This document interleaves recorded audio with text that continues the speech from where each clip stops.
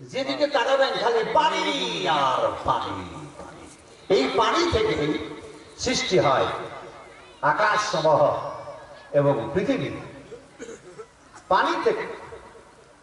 আর পানির পরে আরশ ছিল। আল্লাহর রাজধানী, আল্লাহ নিজস্ব রাজধানী, রাজ সিংহাসন। আল্লাহ হচ্ছে রাজা ধীরাজ মহারাজ। গোটা বিশ্ব জগতের তিনি কুল কায়নাতের মালিক এবং বাদশাহ, একক বাদশাহ, একক মালিক। এই বিশ্বে আল্লাহ দাবিদার কেউ নেই। কিন্তু আমাদের দেশে কেউ বলে আল্লাহ যে, ভগবানও সে। এই কথাই যদি কেউ সমর্থন দেন কোন মুসলমান, তবে আপনি বেঈমানে পরিণত হবেন, আপনার ঈমান চলে যাবে। ভগবান and God is Father, but Father is Nibhar Allah. Womankind of the world try to know the great truth. Our Lord, He is Allah, Almighty, sovereign of the heavens and the earth. He is quickeneth and He giveth death. Allah, He is able to do all things.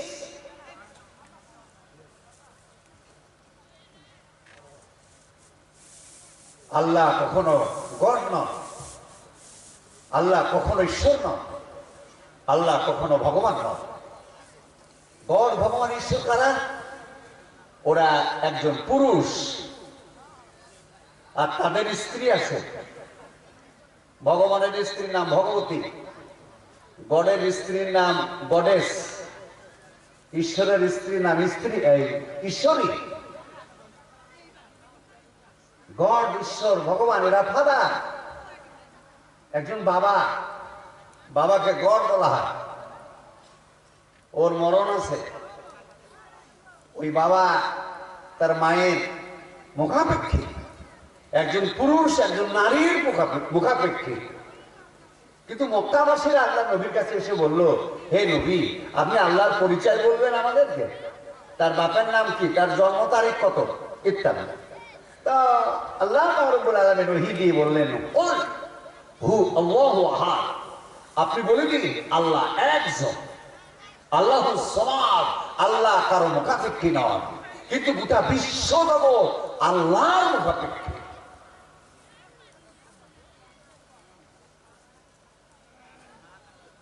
ভগবান, god, ঈশ্বর, নাউযুবিল্লাহ, কখনো আল্লাহর সঙ্গে দৃষ্টান্ত করবেন না।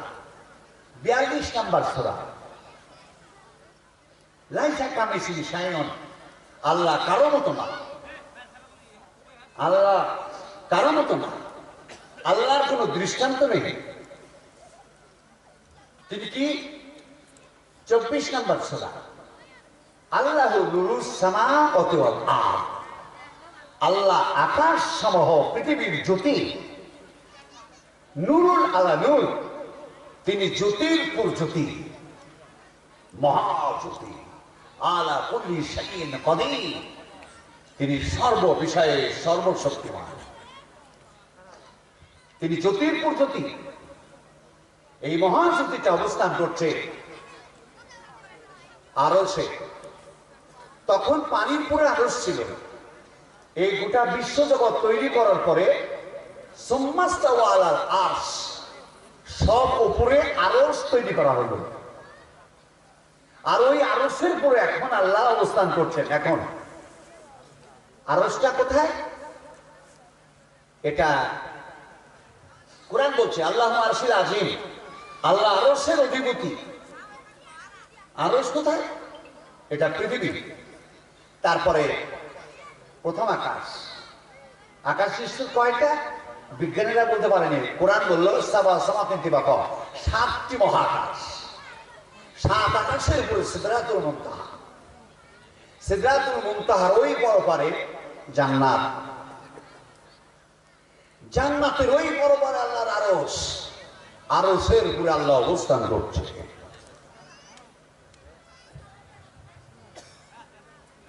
আল্লাহকে চিনুন। আল্লাহ মানে আল্লাহ পাকের কোরআন কারীম বলল, আল্লাহ হু আলিম জাতিস সুদূর, আল্লাহ তিনি যিনি মনোনিবিড়ের খবর রাখেন। আল্লাহ আরশের আজিম, আল্লাহ তিনি যিনি আরশের উপরে রাজ সিংহাসনে বসে আছে। আল্লাহুল্লাযী খালাকাস সামাওয়াতি ওয়াল আরদ, আল্লাহ তিনি যিনি আকাশ সহ পৃথিবীকে সৃষ্টি করেছেন। বলুন সুবহানাল্লাহ। আল্লাহ তিনি যিনি গোটা বিশ্ব জগৎকে সৃষ্টি করেছেন। তারপরে আসলো আল্লাহর পরিচয়, আল্লাহু আকবার। আল্লাহ তিনি যিনি সব চাইতে সব থেকে সব চাইতে বড়। আকবার আল্লাহ থাকলো, আল্লাহর সম্পর্কে কোরআনে বিস্তারিত এসে গেছে, আল্লাহকে বিস্তারিত এসে গেছে। এবার পরের শব্দ হচ্ছে আকবার। আসলে আকবার ছিল মাজদার কাবিরু। কাবিরু মানে সর্ববৃহৎ, আল্লাহ সর্ববৃহৎ। আর কাবিরু আকবার মানে সব কিছু হইতে সর্ববৃহৎ, সব কিছু হইতে সর্ববৃহৎ। সবকিছু মানে এই পৃথিবী। খুব মাথা দিবেন, কান দিবেন। আর আপনার পাশে যারা শিক্ষিত ভাই আছেন তাদেরকে সঙ্গে করে নেন, ধরবেন, ক্যাচ করবেন কথা কাবা। হয়তো আপনাদের মাথা বিগড়িয়ে যেতে পারে। এই শব্দটা ব্যাখ্যা করা খুব কঠিন, আর শব্দটাকে মাথাতে ধরে নেওয়া বড় কঠিন। চলুন সামনে। এই পৃথিবী সব থেকে আল্লাহ বড়, সব মানে পৃথিবী। এই পৃথিবীর আয়তন 51 কোটি 10,000 লাখ 100 লাখ 1 কোটি 51 কোটি 1,54,000 বর্গ কিলোমিটার। এত বিশাল পৃথিবী, পৃথিবী বিশাল। তার উপরে সৌরজগৎ, এই সূর্যের উপরে সৌরজগৎ, সূর্য সহ সৌরজগতের সীমানা হলো নেপচুন ও প্লুটো। এই পর্যন্ত সৌরজগতের এরিয়া। এর মধ্যে চাঁদ পৃথিবীকে ঘুরছে, পৃথিবীকে সূর্য ঘুরছে। আর তারপরে নেপচুন ও প্লুটো। এটা এখান থেকে 18 থেকে 21 বিলিয়ন কিলোমিটার। 18 থেকে 21 বিলিয়ন কিলোমিটার। বিলিয়ন মানে আমাদের দেশে 100, 1000, 1 লাখ, 1 কোটি, কিন্তু বিলিয়নের হিসেবে আমাদের দেশে কম। এটা গরিবানা দেশ, এখানে বিলিয়ন চলে না। বিলিয়ন 100 কোটিতে 1 বিলিয়ন, 100 কোটিতে 1 বিলিয়ন। সৌরজগতের শেষ সীমানাটা 18 থেকে 2122 বিলিয়ন কিলোমিটার। পৃথিবীর চাইতে সৌরজগৎ বিশাল, পৃথিবী হতে সৌরজগৎ বিশাল। 18 থেকে 22 বিলিয়ন কিলোমিটার। এই সৌরজগতের শেষ সীমানা, তার একটা বর্ডার আছে, ওটার নাম হচ্ছে Kuiper belt and heliopause and old town. 3টা সীমানা। কুইপার বেল্ট ওটা কি? বরফ আর পাথর দিয়ে, বেষ্টনী দিয়ে সৌরজগৎকে ঘিরা আছে। বলুন সুবহানাল্লাহ। মহাকাশ, এটার নাম কুইপার বেল্ট। এটা 18 থেকে 222 বিলিয়ন কিলোমিটার উপরে। ওইটা থেকে প্রথম যে মিল্কওয়ে, এই মিল্কওয়ে প্রথমে 30,000 বিলিয়ন উপরে অবস্থান করছে মিল্কি ওয়ে। সৌরজগতের চাইতে মিল্কি ওয়ে এত বিশাল যে সৌরজগৎটা মিল্কি ওয়ের কাছে একটা সরিষা দানার মতো। বলুন সুবহানাল্লাহ। আর পৃথিবী মিল্কি ওয়ের কাছে একটা সরিষা দানা। এত বিশাল হচ্ছে মিল্কি ওয়ে। এই 25-26 থেকে 30 আলোকবর্ষ দূরে অবস্থান করছে। আলোকবর্ষ মানে 1 সেকেন্ডে আলোর গতি 1,86,000 মাইল।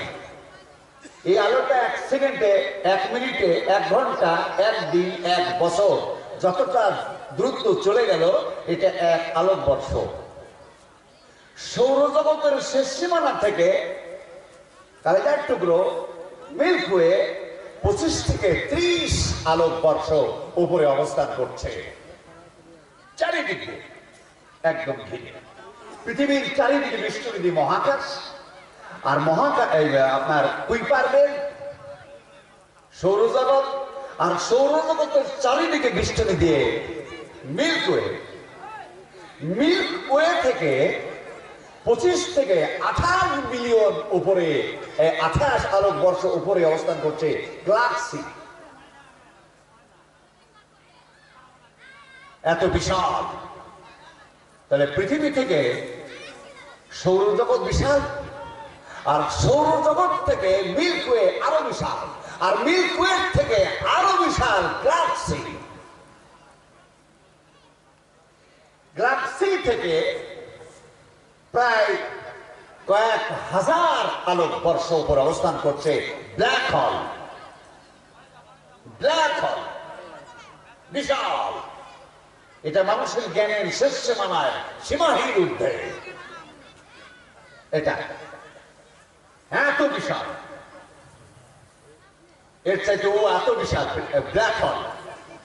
এই ব্ল্যাক হোল ওই উপরে তারকার অবস্থান। এই তারকা যেখানে, সেটা প্রথম আকাশ। এটা 500 পারসেক এর মধ্যে এই প্রথম আকাশ। 500 পারসেকের মধ্যে প্রথম আকাশ। 500 পারসেকের উপরে প্রথম আকাশ। সর্বপ্রথম আকাশটা 500 পারসেকের মধ্যে। পারসেক মানে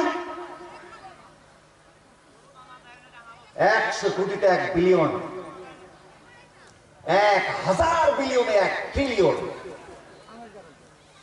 আর 19 ট্রিলিয়নে 1 পারসেক। 1000 বিলিয়নে 1 ট্রিলিয়ন। মাথাটা ধরবেন, তাছাড়া আল্লাহ চিনতে পারবেন না আপনি। চলুন দেখাচ্ছে মজা আল্লাহ কেমন।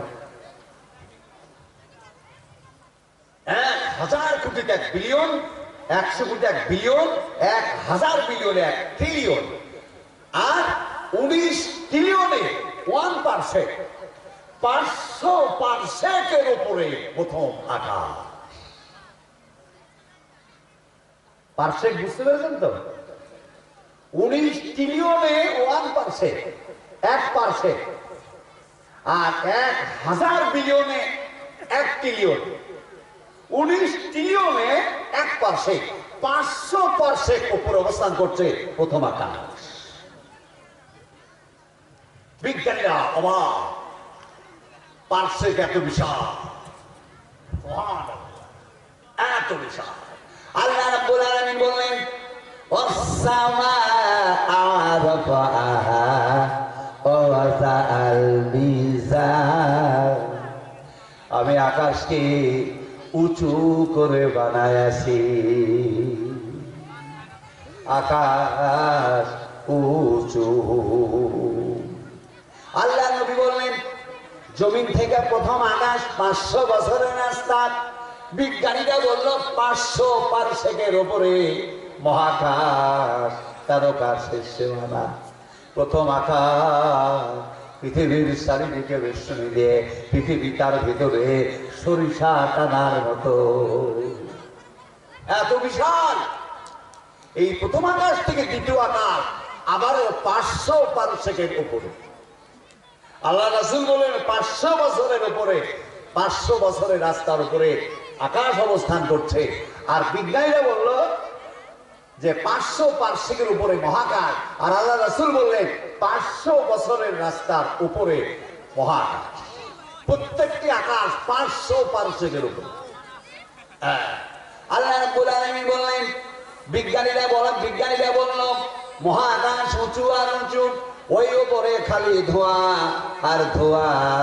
কিন্তু আল্লাহ বললেন সাবা সামাওয়াতিন তিবাকা।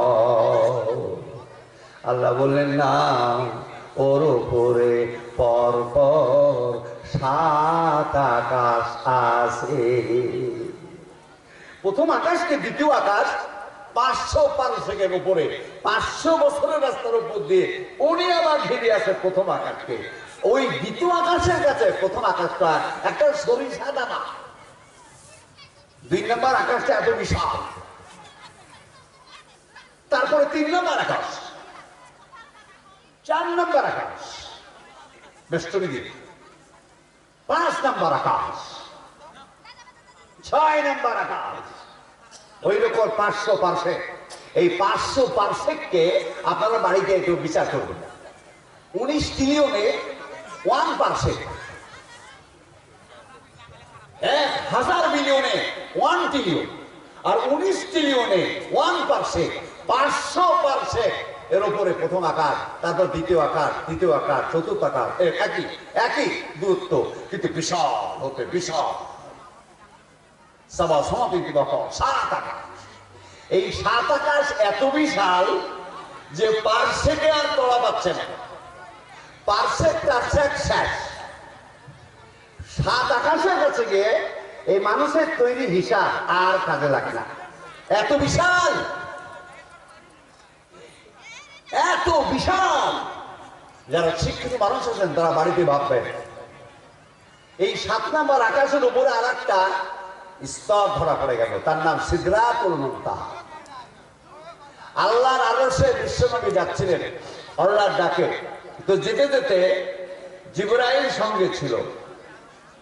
ওই স্তরে গিয়ে জিবরাইল বলছেন, হুজুর আপনি এখন একা আল্লাহর কাছে যান, আমি আর যেতে পারবো না। কেন? বলে একসার ময়ে বাতার পারাম ফুরুগে তাজুল্লি বা সুজাত পারাম। হে নবী, 1 চুল পরিমাণ যদি উপর ওঠার চেষ্টা করি তবে আল্লাহর তাজুল্লিতে পুড়িয়ে শেষ হয়ে যাবে।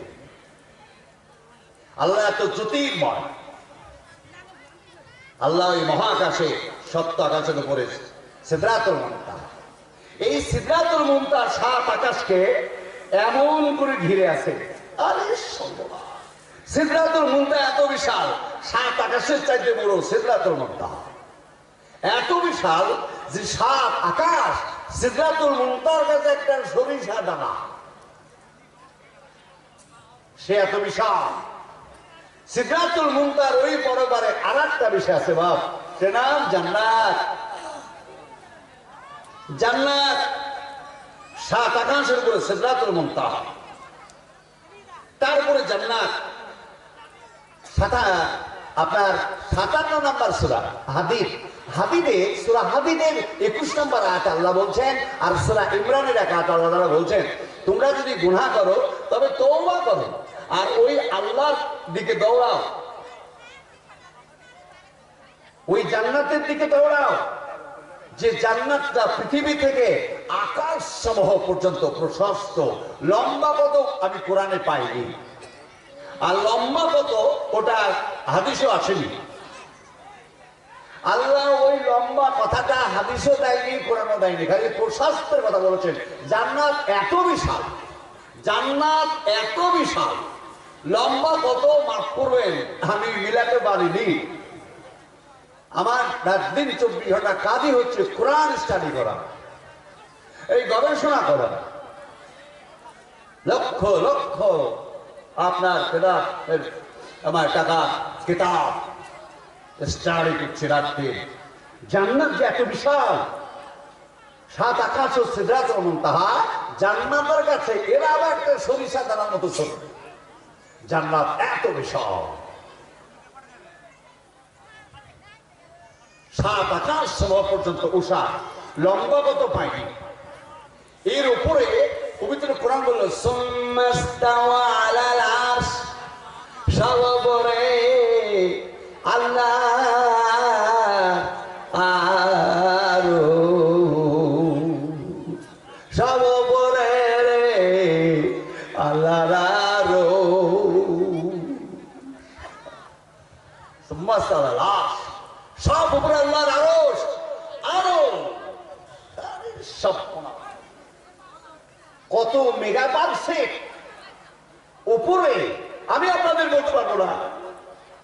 মেগা পারসেক 10 লক্ষ পারসেকে 1 মেগা পারসেক, 10 লক্ষ পারসেকে 1 মেগা পারসেক।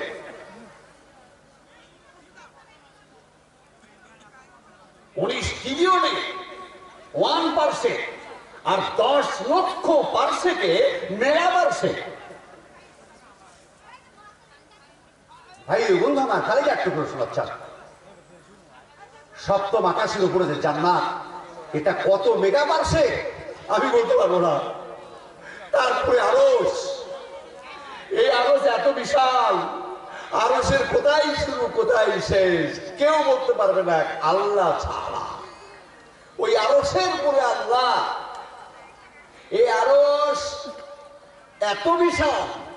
আপনাদের বাড়িতে পেঁয়াজ আছে, আগামী কালকে বাড়িতে আপনারা পেঁয়াজ থেকে কাটবেন। পেঁয়াজ বুঝেন তো নাকি? পেঁয়াজ কাটবেন মধ্যে দিয়ে খাস করে দুথান করে ফেলবেন দুটো বডি, যে তাকে দেখবেন কিভাবে সাজানো। জি, এই মহাবিশ্বটাকে আল্লাহ মানুষকে বুঝাবার জন্য আল্লাহ পেঁয়াজ আবিষ্কার করেছেন। পেঁয়াজের সব প্রথম যেটা ভিতরে সেটা অল্প, তারপর তারপর তারপর তারপর দেখবেন বাড়িতে কালকে কাটবেন। পেঁয়াজের মধ্যে মহাজগৎ, যদি বলেন পেঁয়াজটাকে মহাজগৎ তো ভুল হবে না। এই পেঁয়াজটাই বিশ্বজগৎ। করলে করলে সাজানো আছে। এরপরে আরশ, আরশের কাছে গোটা বিশ্বজগৎ এত ক্ষুদ্র মনে হয় যেন একটা সরিষার দানা। তারপরে আল্লাহ, এই আল্লাহু আকবার এই শব্দটাতে বলল পৃথিবী বড়, পৃথিবীর চাইতে প্রথম আকাশ বড়, তার চাইতে 2 নাম্বার আকাশ বড়, 2 নাম্বার আকাশের চাইতে আরো 3 নাম্বার আকাশ বড়, 3 নাম্বার আকাশের চাইতে 4 নাম্বার আকাশ বড়, 4 নাম্বার আকাশের চাইতে 5 নাম্বার আকাশ বড়, 5 নাম্বার আকাশের চাইতে 6 নাম্বার আকাশ বড়, তার চাইতে 7 নাম্বার আকাশ বড়, সব চাইতে ভাই সিদরাতুল মুনতাহা আরো বড়, তার চাইতে জান্নাত আরো বড়, তার চাইতে আরশ আরো বড়। আরশের যে কত মেগা পারসেক ওটা বলা সম্ভব নয়। আরশ এত বিশাল, আরশের চাইতে আরো আল্লাহ বড়। বলুন সুবহানাল্লাহ। ওই যে বললো না সব চাইতে আল্লাহ বড়, সব চাইতে আল্লাহ বড় আকবার, সব চাইতে আল্লাহ বড়। এই আরো গোটা বিশ্ব চাইতে আল্লাহ বড়। আমার মাননীয় আমি হাফেজ সাহেব এখানে বসে রয়েছেন। 66 নম্বর সূরা আল্লাহ রাব্বুল আলামিনের কোরআন বলল তাবারাকাল্লাযী বিয়াদিহিল মুলক, পবিত্র কোরআন বলল গোটা বিশ্ব জগৎ আল্লাহর হাতের তালুতে। তাবারাকাল্লাযী বিয়াদিহি, আরে ইয়াদিন মানে বিয়াদির হাত, ইয়াদিন মানে হাত। ওখানে বললো তাবারাকাল্লাযী বিয়াদিহিল মুলক, এই গোটা বিশ্ব জগৎ আল্লাহর হাতের তালুতে। আর আপনি গডের সাথে, ভগবানের সাথে, ঈশ্বরের সাথে আল্লাহকে মিলান।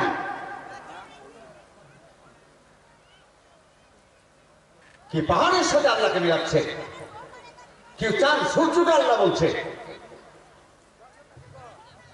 গড একজন মানুষ, ভগবান একজন মানুষ, তাদের সাথে আল্লাহর কোন তুলনা হয়? গোটা বিশ্ব জগৎ আল্লাহর তালুতে। আল্লাহ নবী বললেন, হে সাহাবী, তোমাদের হাতের তালুতে একটা সরিষার দানা যেমন ছোট, গোটা বিশ্ব জগৎ আল্লাহর তালুতে সরিষা দানার চাইতেও ছোট। এই জন্য বলল আল্লাহু আকবার।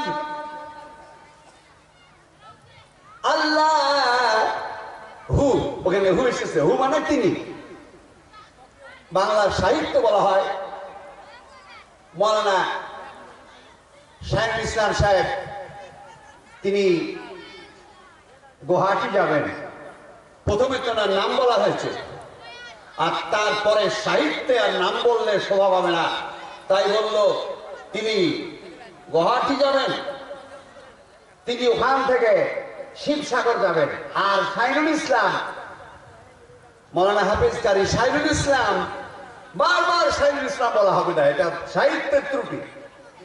এই জন্য বলতে হয় প্রথমে আমার নাম এসে গেছে, শেষে বলছে তিনি, এই তিনি তিনি। তো আল্লাহু, আল্লাহ তিনি এত বড়, সব চাইতে বড়। হাতের তালুতে আপনাদের একটা রাই সরিষার দানা যেমন ছোট দেখায়, গোটা বিশ্ব জগতের সহল সব আল্লাহর তালুতে একটা সরিষা দানার চাইতে 1000 গুণ ছোট। আল্লাহ তো বিশাল। এই যে আরশ, আপনারা বাড়িতে একটা অঙ্ক খাতা নেবেন, বাড়িতে একটা অঙ্ক খাতা নেবেন। এই যে আমি একটা বিন্দু দিলাম, এই বিন্দুর প্রথম আকাশ, তারপরে 2 নাম্বার আকাশ, 3 নাম্বার আকাশ, কত কত কত 7, 8, 9, 7 আকাশ, 7টা, সিদরাতুল মুনতাহা 8টা, জান্নাত 9টা, আরশ 10টা। এই 10টা স্তর, তার উপর দিয়ে মহাজগৎ, দেখেন এই তার উপর দিয়ে আরশ, এখন বাইরে দিয়ে আল্লাহ।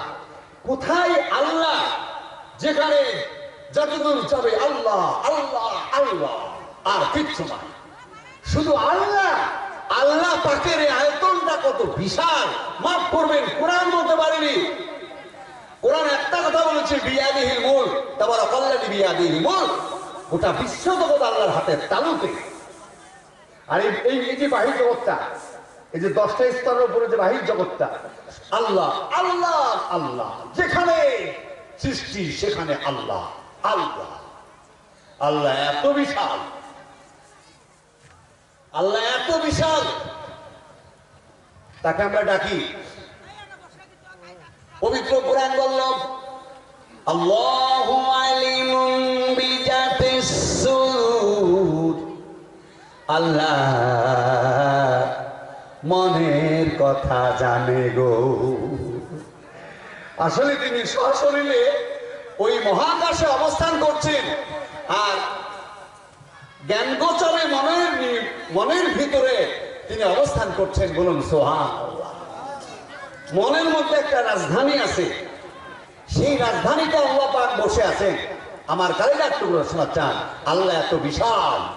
আল্লাহ বলে, ওয়া হুয়া মাকুম, তুমি যেখানে আছো আমি আল্লাহ সেখানে আছি। আইনামা কুনতুম, তুমি যা করো তা আমি দেখি। বলুন সুবহানাল্লাহ। চলুন, আল্লাহকে জানতে গেলে আল্লাহর পরে আপনার ঈমান বাড়বে। চলুন, ঈমান কেমন বাড়বে আর ঈমান কেমন হওয়া উচিত।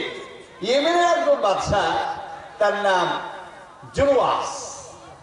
এই জুনওয়াসের ছিল একজন আপনার জাদুকর, অতীন্দ্র। এই অতীন্দ্র বাদশার কাছে এসে বলল যে, বাদশাহ জুনওয়াস, আমার বয়স হয়ে গেছে, আমি কখন মারা যাব, তো তুমি আমাকে একটা ছেলে দাও, আমি যেন তাকে আমার এই জাদু বিদ্যা করার শেখাতে পারি। তুমি আমাকে একটা ছেলে দাও।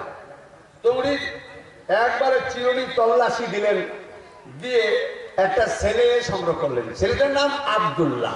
ভালো করে কানে রাখেন। এই ছেলেটাকে উনি জাদু শিখতে ছিল ওই ওই অতীন্দ্রের কাছে। অতীন্দ্রের কাছে আপনার জাদু শিখতে ছিল। আমার শোনা কালিজার টুকরো দরদিরা তো জাদু শিখতে হওয়ার পরে ও ডেলি আপনার ওই জাদু শিখতে যায়। হ্যাঁ, জাদু শিখতে যাওয়ার পথে আপনার ও রাস্তার ধারে এক পাদ্রী, এই পাদ্রীর কাছে আল্লাহ শিখে। পাদ্রী ওকে আল্লাহ শিখে। পাদ্রী মানে খ্রিস্টানদের আলেম। এই আল্লাহ শিখে ওই দিকে আপনার জাদু শিখে।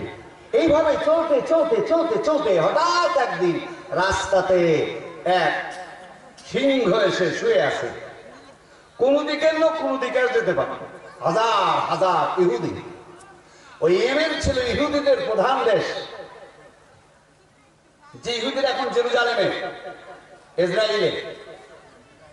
তো হঠাৎ করে ছেলেটা বেলা 10টার সময় এসে দেখে সিংহ, হাজার হাজার মানুষ। ও একটা পাথর তুলি বললেন, সিংহ, আমি আল্লাহ শিখেছি পাদ্রীর কাছে আর জাদু শিখেছি অতীন্দ্রের কাছে।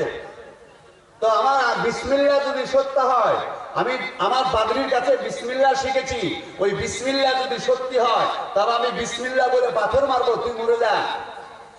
আর জাদুকার, সিংহ, যদি আমার জাদু সত্যি হয় তাহলে তুই মরবি না, বিসমিল্লাহির রহমান রহিম বলে যেমন সিংহকে পাথর মারলো আর সিংহ অমনি পড়ে মারা গেল, দাপি দাপি মারা গেল।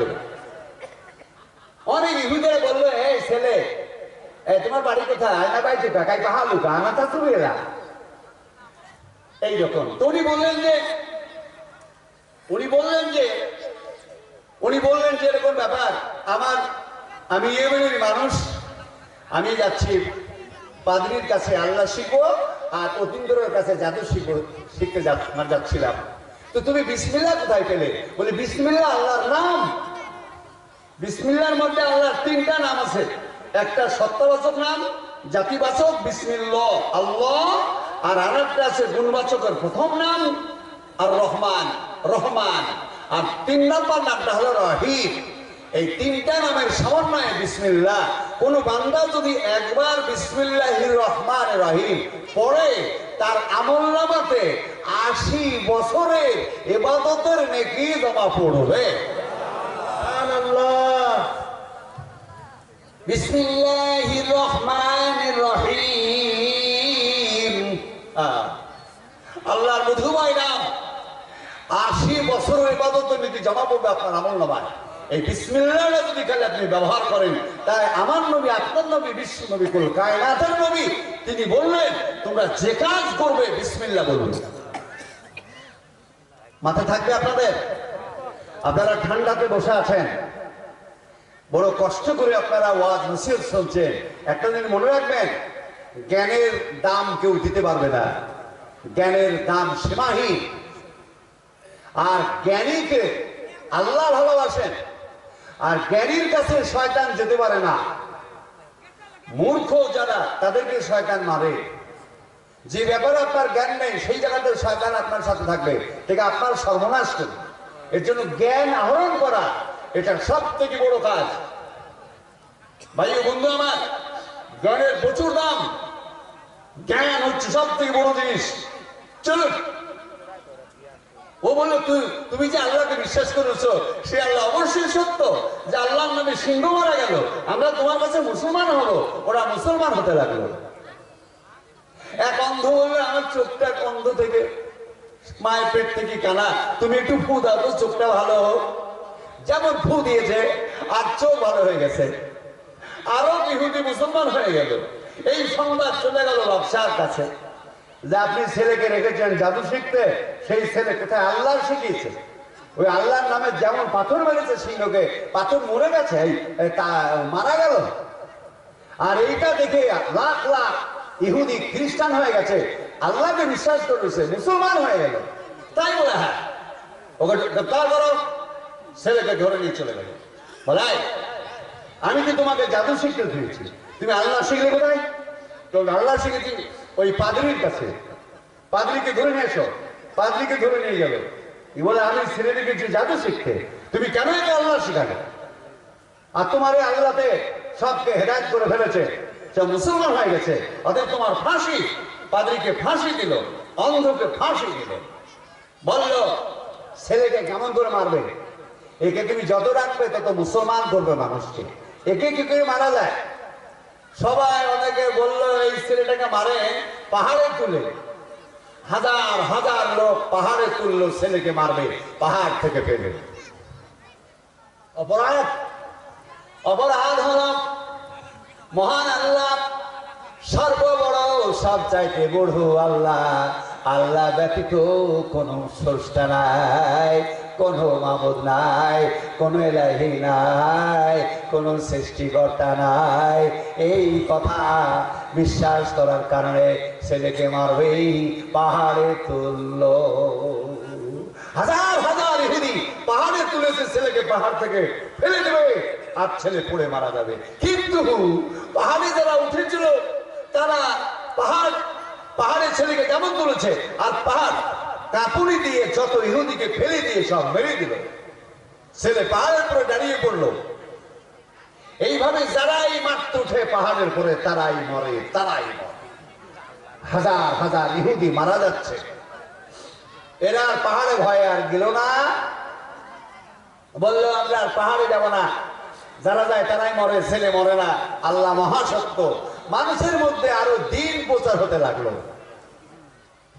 আপনাদের দেশ থেকে অনেক ভাই, অনেক বন্ধুরা ইস্তেমায় গিয়েছিল, মেদিনীপুর ইস্তেমায় গিয়েছিল এই শীতের দিনে মহা কষ্টে। কিসের জন্য? শুধু আল্লাহকে জানার জন্য। আল্লাহকে জানার জন্য গোটা পৃথিবী ছুটছে মানুষ। ভাই বন্ধু আমার, সবাই বলল, হে আমাদের বাদশা, তাকে সাগরে ফেলে মারুন। লঞ্চে করে, ফেরিতে করে, স্টিমারে করে এই ছেলেকে সাগরে ফেলতে গেল। সাগরে যেই ফেলতে যায়, স্টিমার লঞ্চ ডুবে ওরা মারা যায়, আর ঢেউ নিয়ে এসে ছেলেকে জায়গাতে ফিরে যায়। বলুন সুবহানাল্লাহ। ভাই আমার, বন্ধু আমার, ছেলেকে মারা গেল না, আল্লাহ তার সাথে। ইমান ঠিক আছে তো? আল্লাহকে ভিতরে রাখেন। ইমান। ভাই আমার, বন্ধু আমার, সবাই বললে যে পাহাড়ে তুলে মারতে গেলে ইহুদিরা মরে, সাগরে ডুবে মারতে গেলে লঞ্চ ফেরি ডুবে, ইহুদিরা মরে, ছেলে মরে না, ওকে তীর বিদ্ধ করে মারে। তীর মারেন, তীর বুঝেন তো? তীর মারেন, তীর মারতে লাগলো, লাখে লাখে তীর মারছে, একটা তীর তার শরীরে গাঁথে না, এদিক দিয়ে এদিক দিয়ে এদিক দিয়ে। বলুন সুবহানাল্লাহ।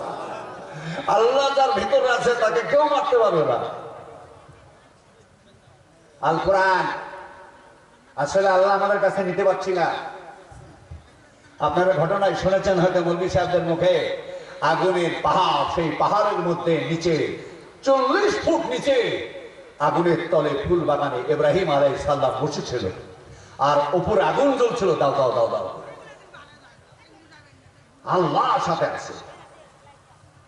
আমার বন্ধু আমার, কারো তীর লাগলো না।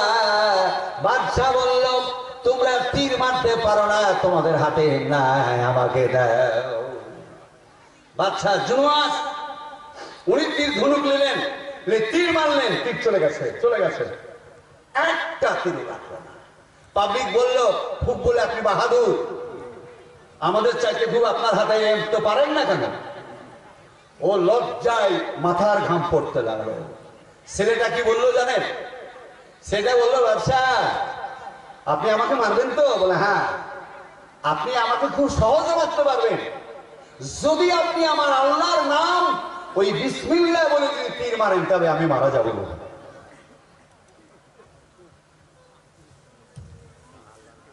কাহিনীটা একটা সূরা চলছে, কাহিনী একটা সূরা চলছে, মানে অবশ্যই বসাচ্ছেন এখানে, আমি নিয়ে আসছি সূরাটা। এতক্ষণ আমি আপনাদের বাংলাতে চলছিলাম, আপনাদেরকে কাছে পাওয়ার জন্য, বোঝাবার সহজের জন্য একটা সূরা অনুবাদ চলছে, বুঝতে পারেননি আপনারা? যেমন বিসমিল্লাহ বাচ্চা ছেলের লক্ষ্য, হে আল্লাহ আমার জীবনের বদলে আমি তাবলীগ করব, আমার জীবন শহীদ হয়ে যা, কিন্তু ওকে আমি আল্লাহ বলেই ছাড়ব।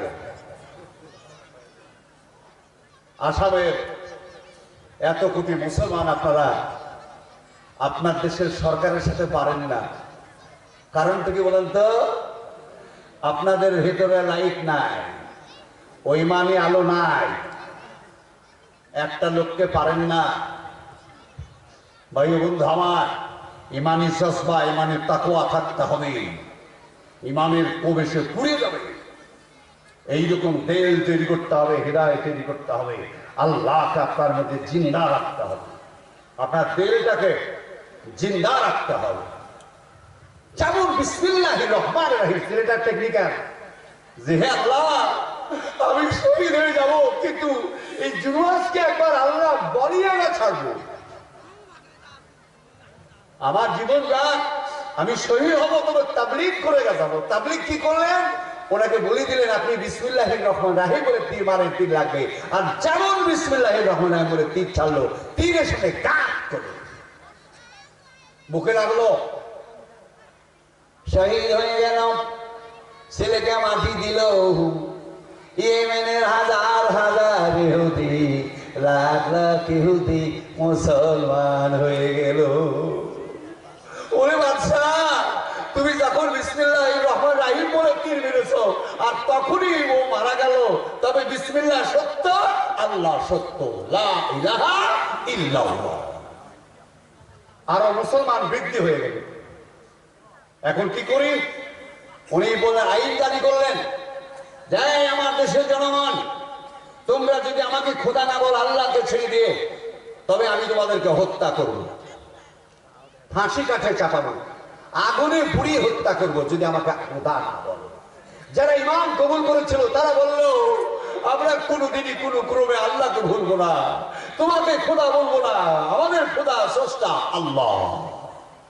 আপনাদের এই দেশের চাইতে বিশাল গর্ত তৈরি করলো, বিরাট গর্ত, প্রায় মেঘালয়ের আসামের যত গাছ বৃক্ষ কেটে নিয়ে ওখানে পালা মারলো, মেলে কেরোসিন, পেট্রোল, ডিজেল ঢেলে দিয়ে আগুন জ্বালায় দিল।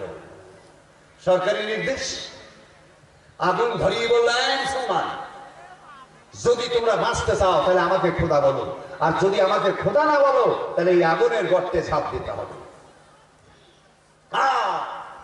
এরা বলতে লাগলো, হে আল্লাহ, লা ইলাহা ইল্লাল্লাহ, একে আমরা খোদা বলবো না, আর খোদা তুমি আমাদের আল্লাহ, লা ইলাহা ইল্লাল্লাহ বলে আর মারে আগুনে ঝাঁপ, ভয়ঙ্কর আগুন, মারে ঝাঁপ। এইভাবে 100 জন ঝাঁপ দিল, দেখা দেখি আরো 100 ঝাঁপ দিল, 1000 ঝাঁপ দিল, 10,000 ঝাঁপ দিল, দিতে দিতে 20,000 মুসলমান আগুনে ঝাঁপ দিল। কেউ ওকে খোদা বলে না, আল্লাহকে বুকে নিয়ে আগুনে ঝাঁপ দিল 20,000 মুসলমান। এক মহিলা, এক ছেলেওয়ালা এক মহিলা এসে আগুনে ঝাঁপ দিবে, আর বাচ্চার মুখের দিকে তাকিয়েছে, আর মায়ের মহব্বত ছিল বাচ্চা করে আগুনে ঝাঁপ দিচ্ছে না। বাচ্চা বলল, মা তুমি ঝাঁপ দাও, আমাকে নিয়েই ঝাঁপ দাও আগুনে। হাদিসে তাফসীরে এসেছে, এই আল্লাহওয়ালারা যখনই ঝাঁপ দিয়েছে আগুনের মুখে, পিঠটায় কামড় দিলে যতটা ব্যথা অনুভব হয়, এতটাও ব্যথা অনুভব করেনি, আল্লাহ তাদেরকে জান্নাত দিয়ে দিয়েছে। এরা দেখেছে আগুনে ঝাঁপ দিতে, কিন্তু ওরা চলে গেছে জান্নাতে। বলুন সুবহানাল্লাহ। ভাই আমার, বন্ধু আমার, মেয়েটা বাচ্চাকে নিয়ে আগুনে ঝাঁপ দিল। আর যেমন আগুনে ঝাঁপ দিয়েছে, আর গর্তের আগুন উঠে যারা চারিদিকে দেখছিল, দাঁড়িয়ে দাঁড়িয়ে দেখছিল, আর তাদের গায়ে লেগে গেল আগুন। যত ইহুদি চারিদিকে দেখছিল, দাঁড়িয়ে দাঁড়িয়ে দেখছিল মুসলমানদের মরা, তাদের গায়ে আগুন লেগে গেল। আগুন উঠে গ্রামের বাড়ি ঘরে লেগে গেল। এই বাড়ি ঘরে লাগতে লাগতে লাগতে লাগতে জুলুয়াসের রাজবাড়িতে আগুন লেগে গেল। জুলুয়াস রাজবাড়ি ছেড়ে পালাতে শুরু করলো। আপনার সমুদ্রে শেষ পর্যন্ত জোনাক সমুদ্রে ঝাঁপ দিবে, বলুন সুবহানাল্লাহ। আর পানি করলো কি, ওকে চুড়িয়ে তাকে হত্যা করে দিল। কোরআন বললাম বিসমিল্লাহির রহমানির রহিম ওয়াস-সামাই জাতিল বুরুজ, আকাশের কসম, আল্লাহ বলছে আকাশের কসম গো, ওয়াল ইয়াউমিল মাউউদ, কিয়ামতের দিনের কসম,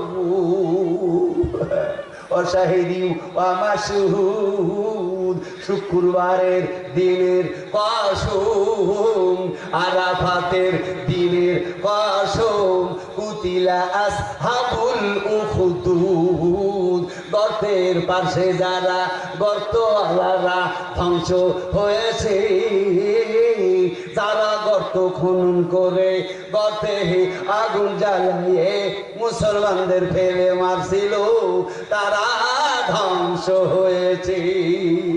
আন্নারি জাতিল ওয়াকুদ, গর্তের মালিকরা, হায়রে আগুনের গর্তের মালিকরা ধ্বংস হয়েছে। ইজহুম আলাইহা কুদ, হায়রে যারা গর্তের পাশে তামাশাবার ছিল।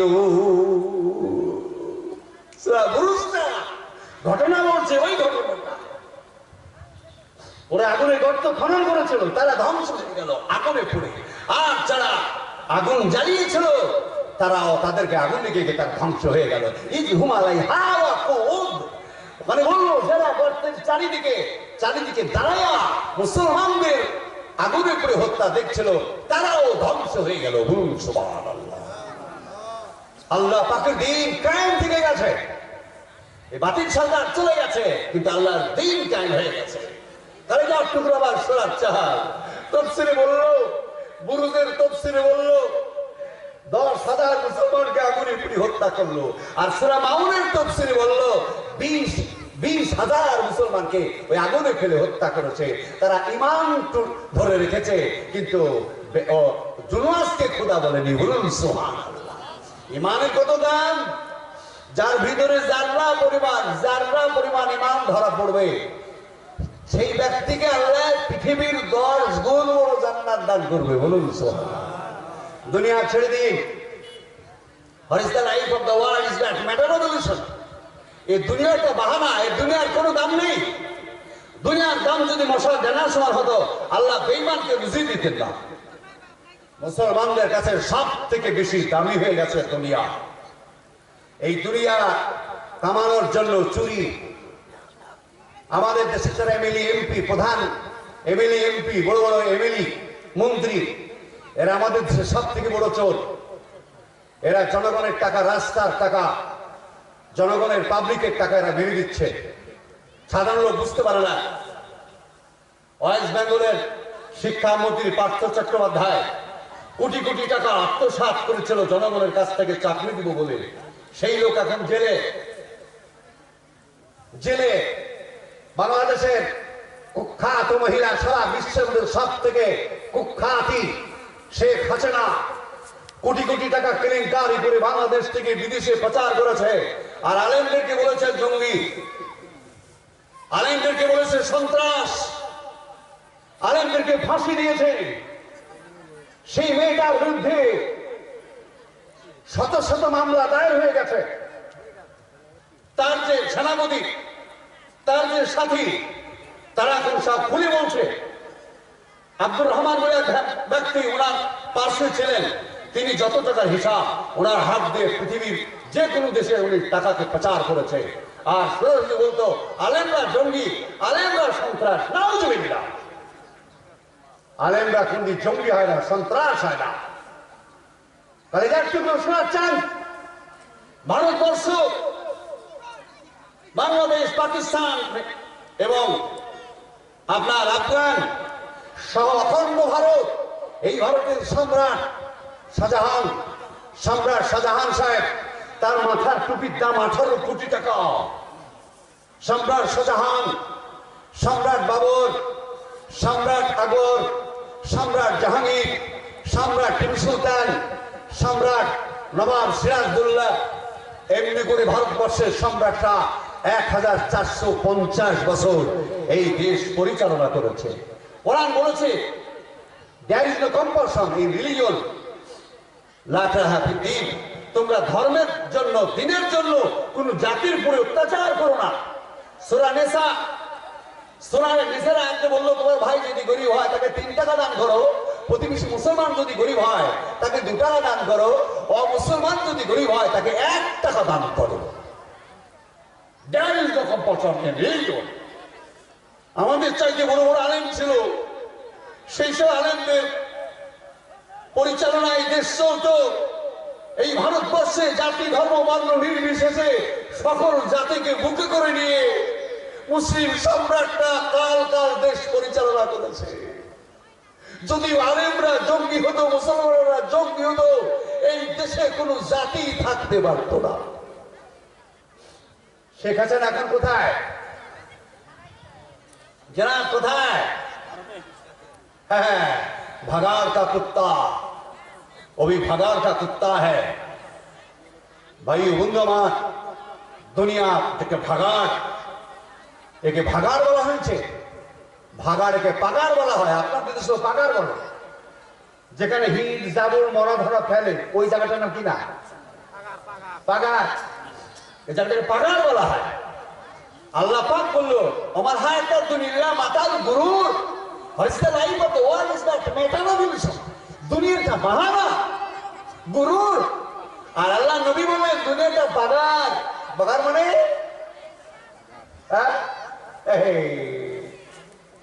আবর্জনা ফেলা জায়গা।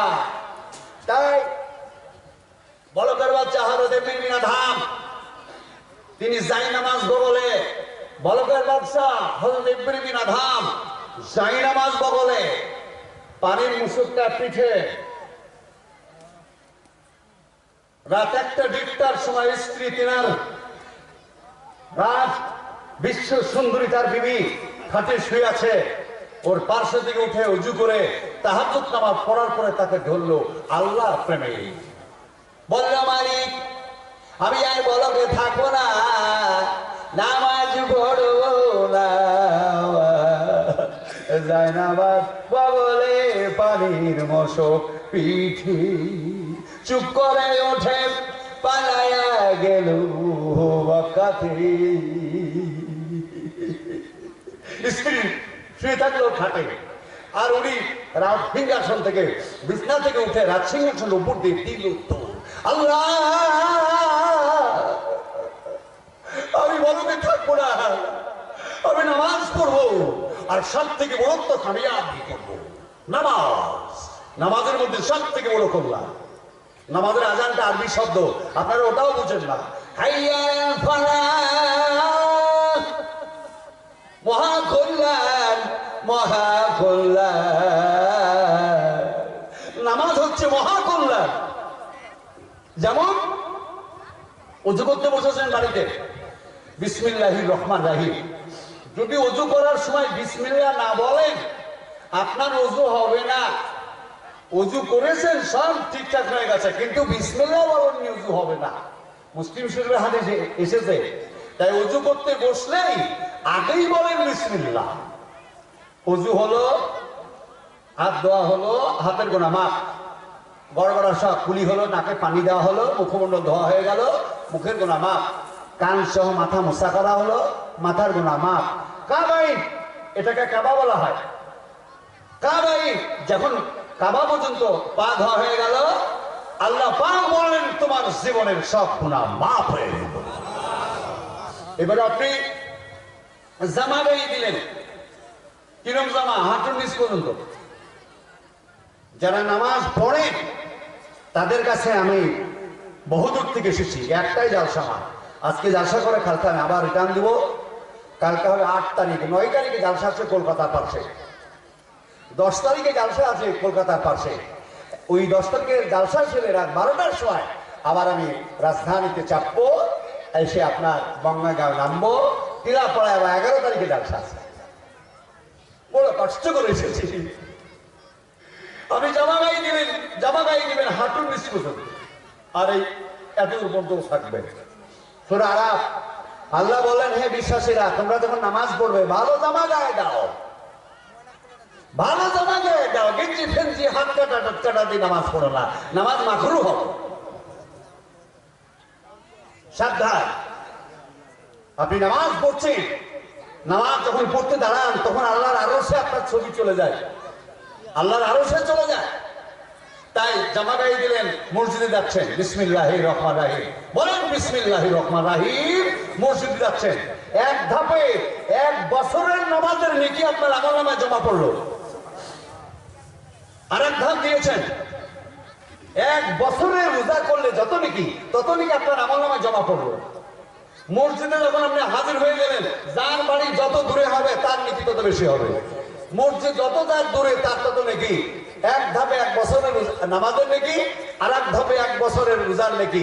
এইভাবে মসজিদে কত ধাপ দিচ্ছেন সেটা এখন আপনার ব্যাপার। তারপরে মসজিদে হাজির হয়ে গেলেন, তখন আপনার আমলনামাতে একটা কবুলিয়াত হজের নেকি দান করা হলো। যখন মসজিদে উঠলেন, আল্লাহু আকবার বলে মসজিদে উঠেন, তারপর নিয়ত করেন নামাজে, বাঁধলেন, এখানে বাঁধেন, এখানে বাঁধেন, যেখানে বাঁধেন বাঁধেন, নামাজ হবে। এইখানে বাঁধা নিয়ে, বুকে বাঁধা নিয়ে এইসব মানে ইখতিলাফ করবে, এসে মতনৈক্য করবেন না। হাদিসে আছে এখানে বাঁধলেও নামাজ হবে, এখানে বাঁধলেও নামাজ হবে। আর ইমাম মালিক বলছেন হাত ছেড়ে দিলেও নামাজ হবে। আপনি যে কোনো একটা করেন, এই নিয়ে তর্কতর্কি করবেন না, কোন জাতি তৈরি করবেন না। না, ও আতাসমু হাবলিল্লাহ জামিআ ওয়ালা তাফাররাকু। কোরআন বলেছে তোমরা ডিভাইড হয়ে যেও না, ঐক্যবদ্ধ আমাদেরকে ধারণ করো।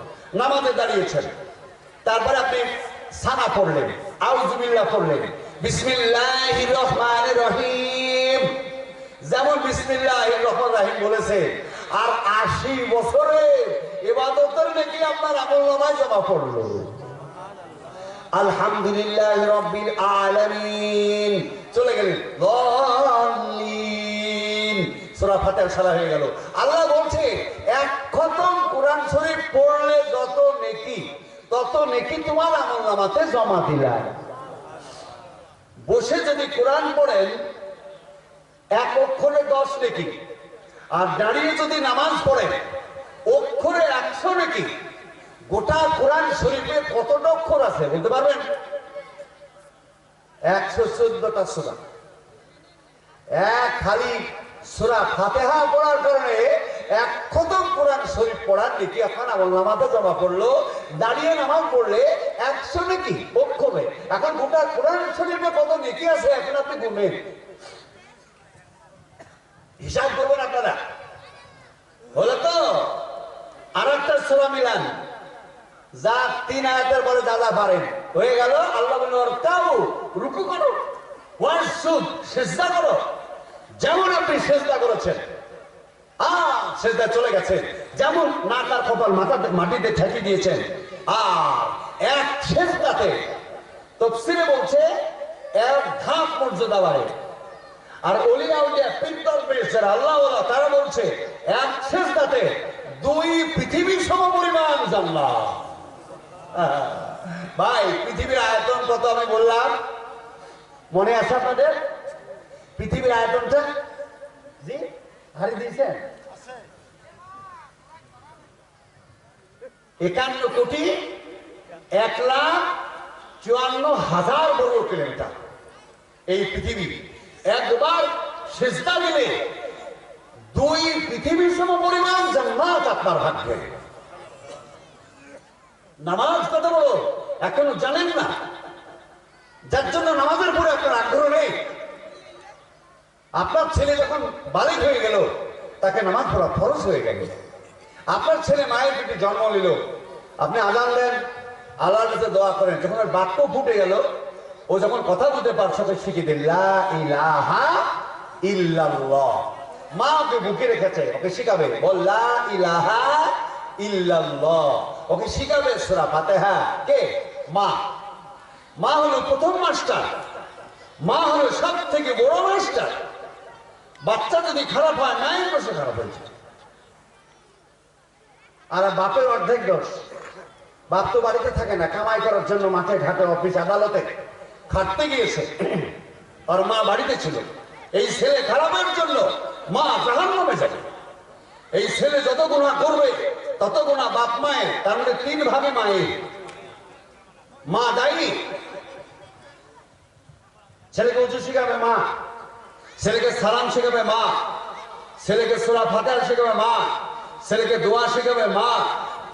এইগুলো মায়ের দায়িত্ব। আশা করি মায়েরা আছেন বোধহয় জালসায়, তারা বুঝুক ভালো করে। ছেলে যদি আপনার নামাজি হয় তা আপনি জান্নাত পাবেন, আর ছেলে যদি বেনামাজি হয়, পাপের কাজ করে, এর জন্য বাপ মা দুজনে জাহান্নামে যাবে। ছেলে নিবেন না,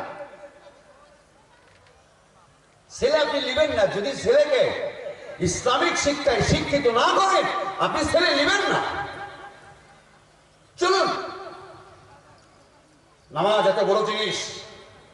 ছেলেকে আপনি নামাজ শেখান বাড়িতে, মসজিদে, ও নামাজের বাইরে যেন না যায়। আল্লাহ রাসূল বলেছেন 7 বছর হলে নামাজ পড়তে বলো, 10 বছর হলে নামাজ যেন ছাড়ে না। নামাজ না পড়লে ওকে শাসন করো। আপনি আপনার বেটা আপনার পোলাপান করতে করতে ছেলে চলে গেল মদের ভান্ডারে, ছেলে চলে গেল লটারি কাটতে। কথা বুঝতে পেরেছেন? মুসলমানদের উপর গজব কেন এসেছে? মুসলমানদের কাছে রাজত্ব কেন চলে গেছে? মুসলমানরা কেন পরাধীনতা স্বীকার করছে? এদের মধ্যে দিন না।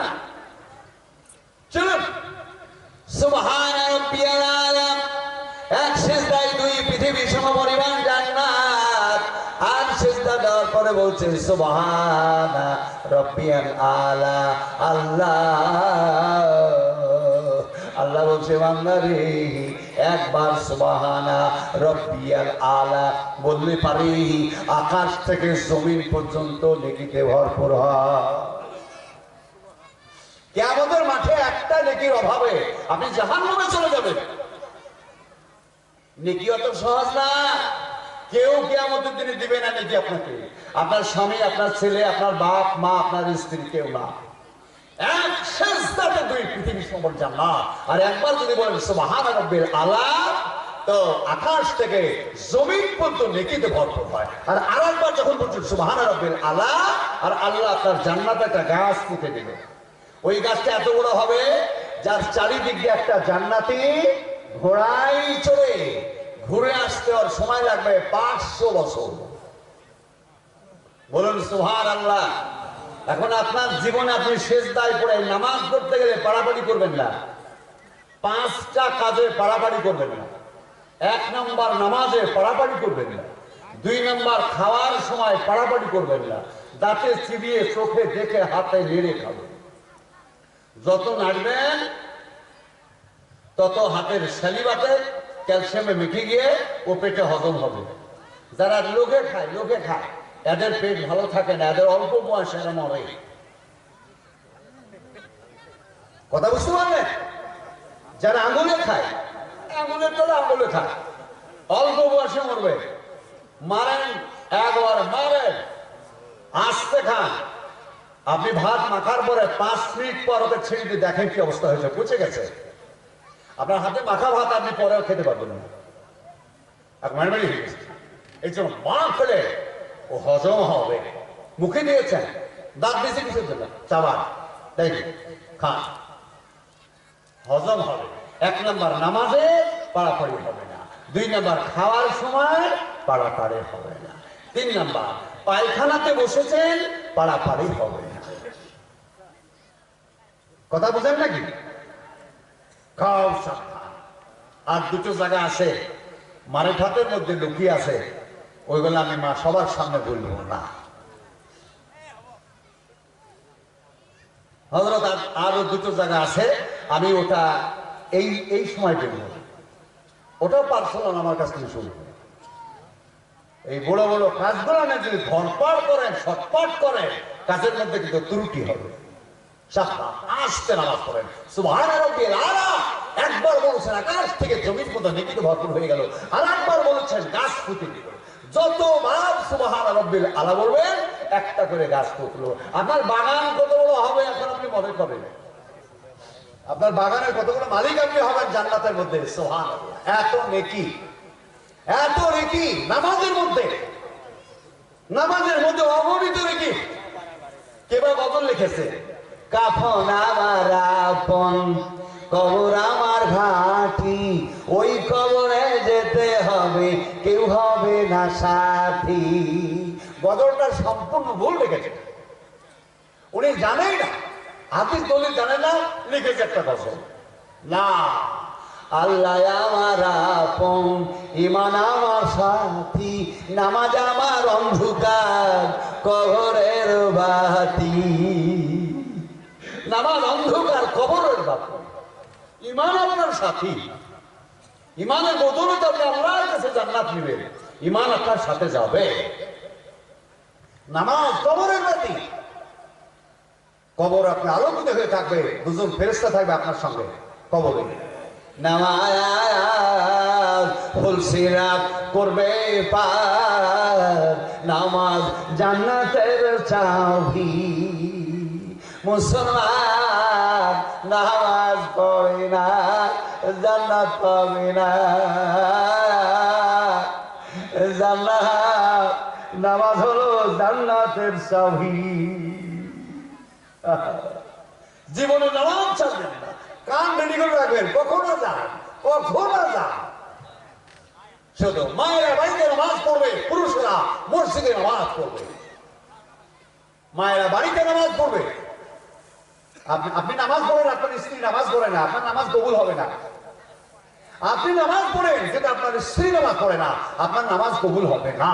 নামাজের মধ্যে একনিষ্ঠতা আসবে না, বরকত আসবে না। এর জন্য আপনার স্ত্রীকে নামাজ পড়তেই হবে। আপনি বাড়িতে আপনার স্ত্রীকে নামাজ পড়ান, উজু করান, একসাথে ওকে নামাজে দাঁড়ান, উনি নামাজ পড়তে লাগবে, আপনি মসজিদে চলেন। আর মায়েদেরকে বলুন, আপনারা রান্না করবেন 10টা-11টা থেকে জোহরের ঠিক আজান মুহূর্তে যেন রান্না বান্নায় না যায়।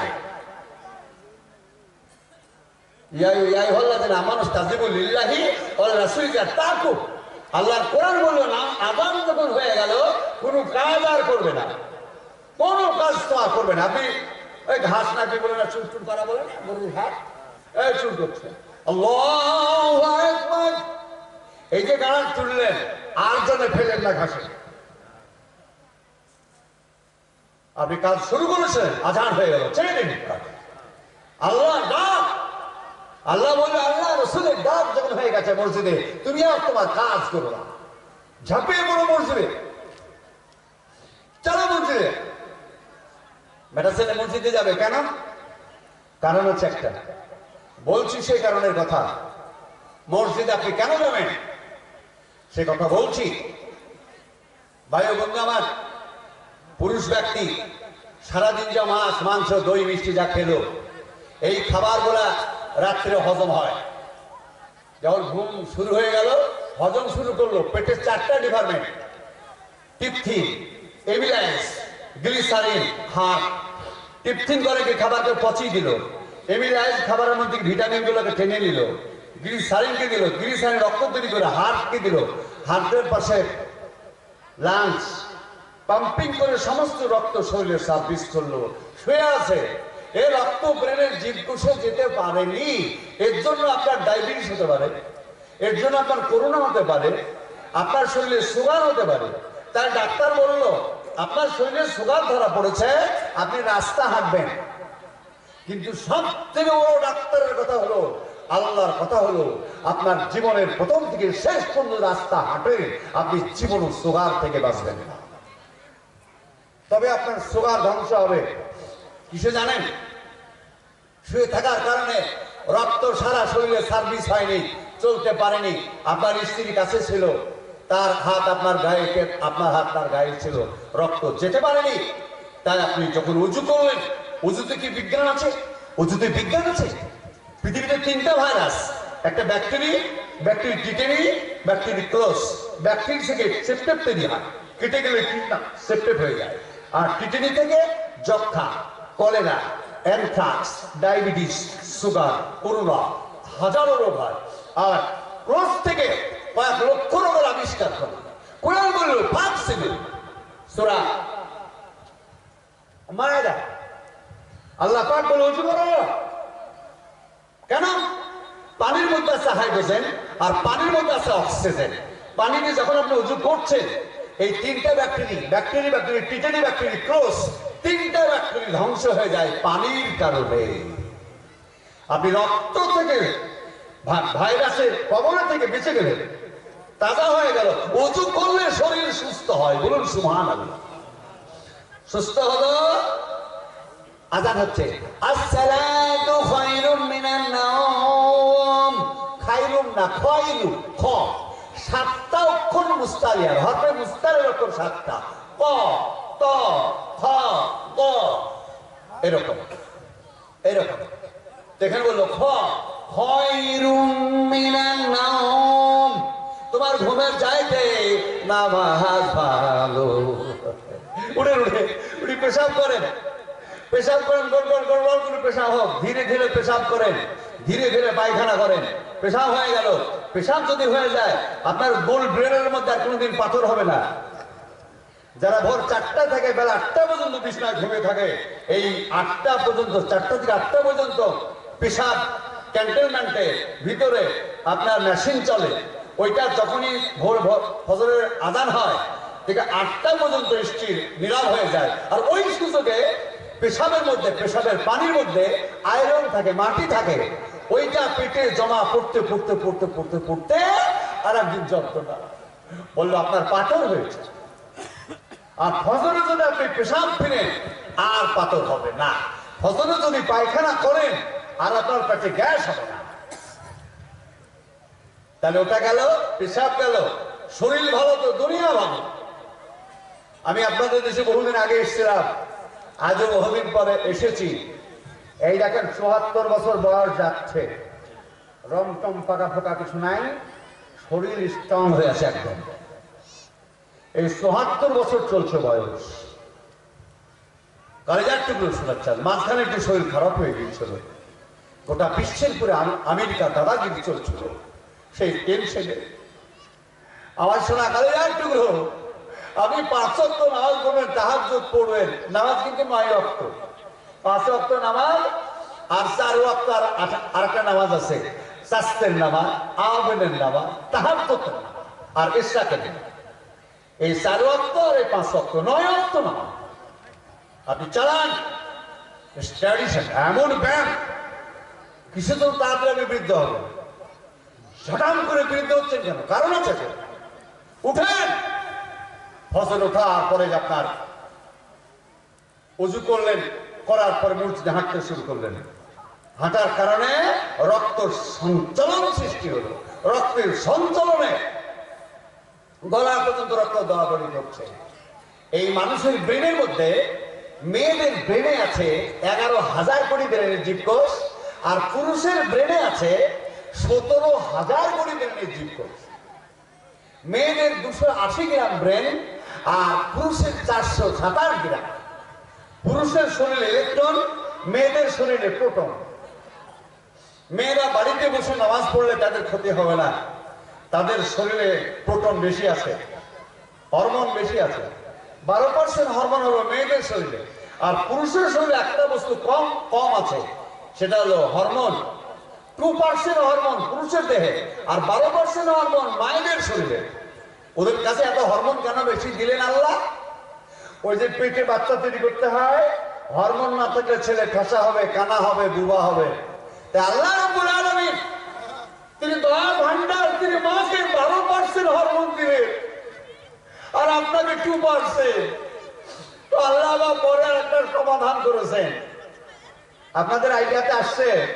পরে আল্লাহ আর একটা কাজ ঘটল, সমাধান করেছেন আল্লাহ। সেটা কি জানেন? স্বামী স্ত্রী দুজনায় চলতে চলতে আপনি আগে বৃদ্ধ হয়ে যাবেন, আপনার স্ত্রী জোয়ান থাকবে, ওর কাছে হরমোন বেশি আছে। তা আপনি তাড়াতাড়ি বৃদ্ধ হয়ে যাবেন, আপনাকে আল্লাহ কিভাবে বাঁচাবেন? হ্যাঁ, এই যে দাড়ি, পুরুষের দাড়ি থেকে হরমোন তৈরি হয়। দাড়ি যদি মুখে থাকে 100 বছর পর্যন্ত আপনার যৌবন থাকবে। একজন পুরুষ বৃদ্ধ হয়ে গেছে, 80-90 বছর বয়স হয়ে গেছে, তারপরও স্ত্রী মিলন ক্ষমতা আছে। কিন্তু যারা দাড়ি চাঁদছে, কাটে ফেলছে, আপনার 45 থেকে 50, 55তে আপনি একদম বৃদ্ধ হয়ে যাবেন, আপনি স্ত্রীকে আর চালনা করতে পারবেন না।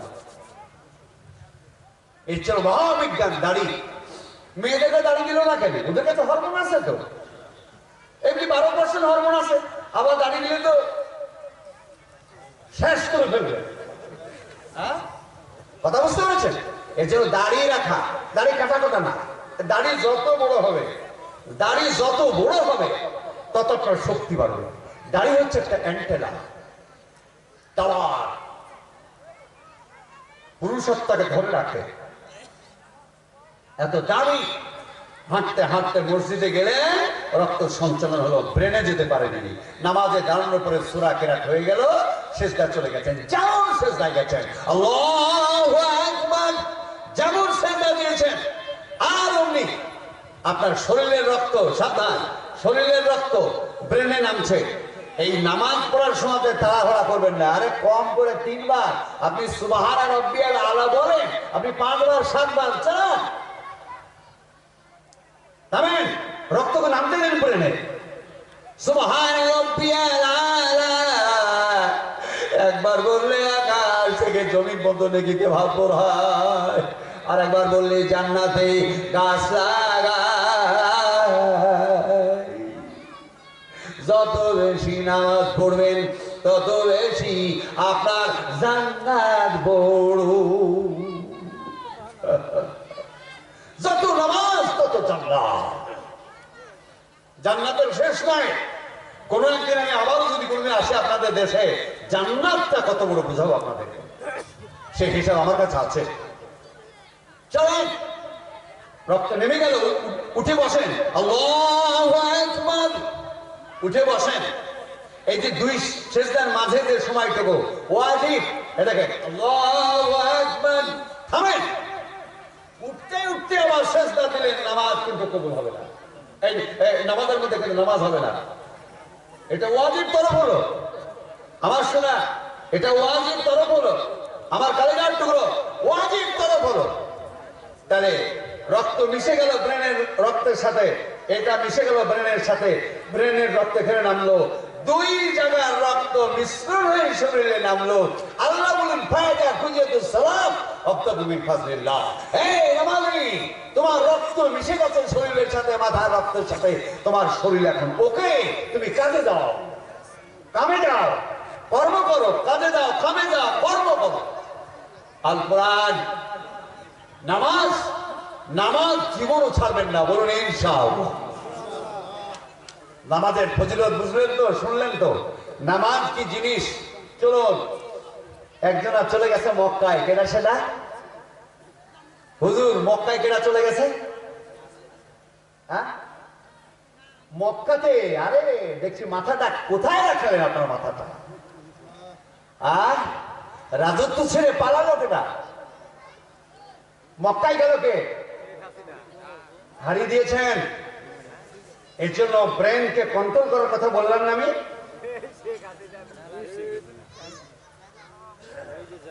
ওর বলকের বাচ্চা বলক থেকে পালিয়ে গেল না, আপনারা ইতিহাস পড়েননি তো? এতক্ষণ আমি আপনাদের অফার জানাচ্ছিলাম, আমার মেন ঘটনা ছিল পালাচ্ছিল বলকের বাচ্চা, হযরত ইবনে আদহাম মক্কায় পালাচ্ছে, পালায়া গেল নামাজ পড়বে, নামাজ সব চাইতে বড় ইবাদত, ইবাদতের মগজ নামাজ, নামাজের জন্য বাদশা পালায়া গেল মক্কাতে।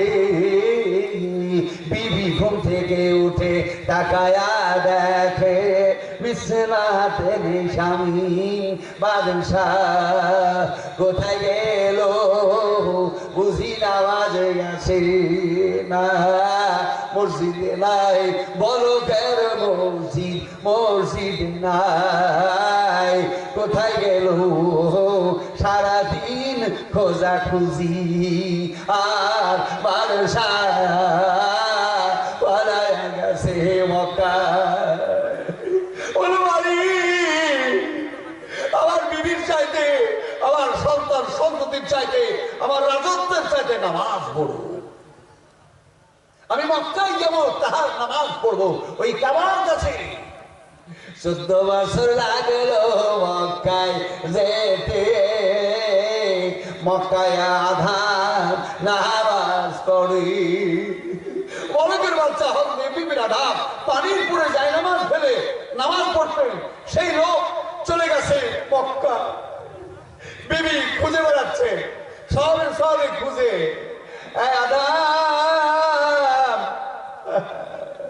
প্রাণের স্বামী। স্বামী হলো জীবন, স্বামী হলো জীবন, জীবনের শান্তি। যার স্বামী আছে সে গর্বিত। খুঁজে খুঁজে পেল না, রাস্তায় পড়ে মেয়েটা মারা গেল। বলকের বাচ্চা আল্লাহর প্রেমে নামাজের প্রেমে চলে গেছে মক্কা। স্ত্রী জানে না, খুঁজে খুঁজে রাস্তায় পড়ে মারা গেল। বলকের বাচ্চা মক্কায় যাওয়া বহুদিন হয়ে গেল। 13-14 বছর পর বলল, আল্লাহ আমি বাইতুল মুকাদ্দাসে যাব, নামাজ পড়বো। মক্কায় পড়লাম, বাইতুল মুকাদ্দাসে গিয়ে পরে মদিনাতে যাব। নামাজের জন্য পাগল। এক সেজদাতে 2 পৃথিবী সম পরিমাণ জান্নাত। এত বড় ব্যবসার কোনো ব্যবসায় নাই লাভ। নামাজ দাড়ি বড় করেন, পাঞ্জাবি গায়ে দেন নামাজ। চলুন আর একটা বিষয় আপনাদের মাথায় দিব, কম সাবধান। ইতিহাস যাচ্ছে আমার উদ্দেশ্যে।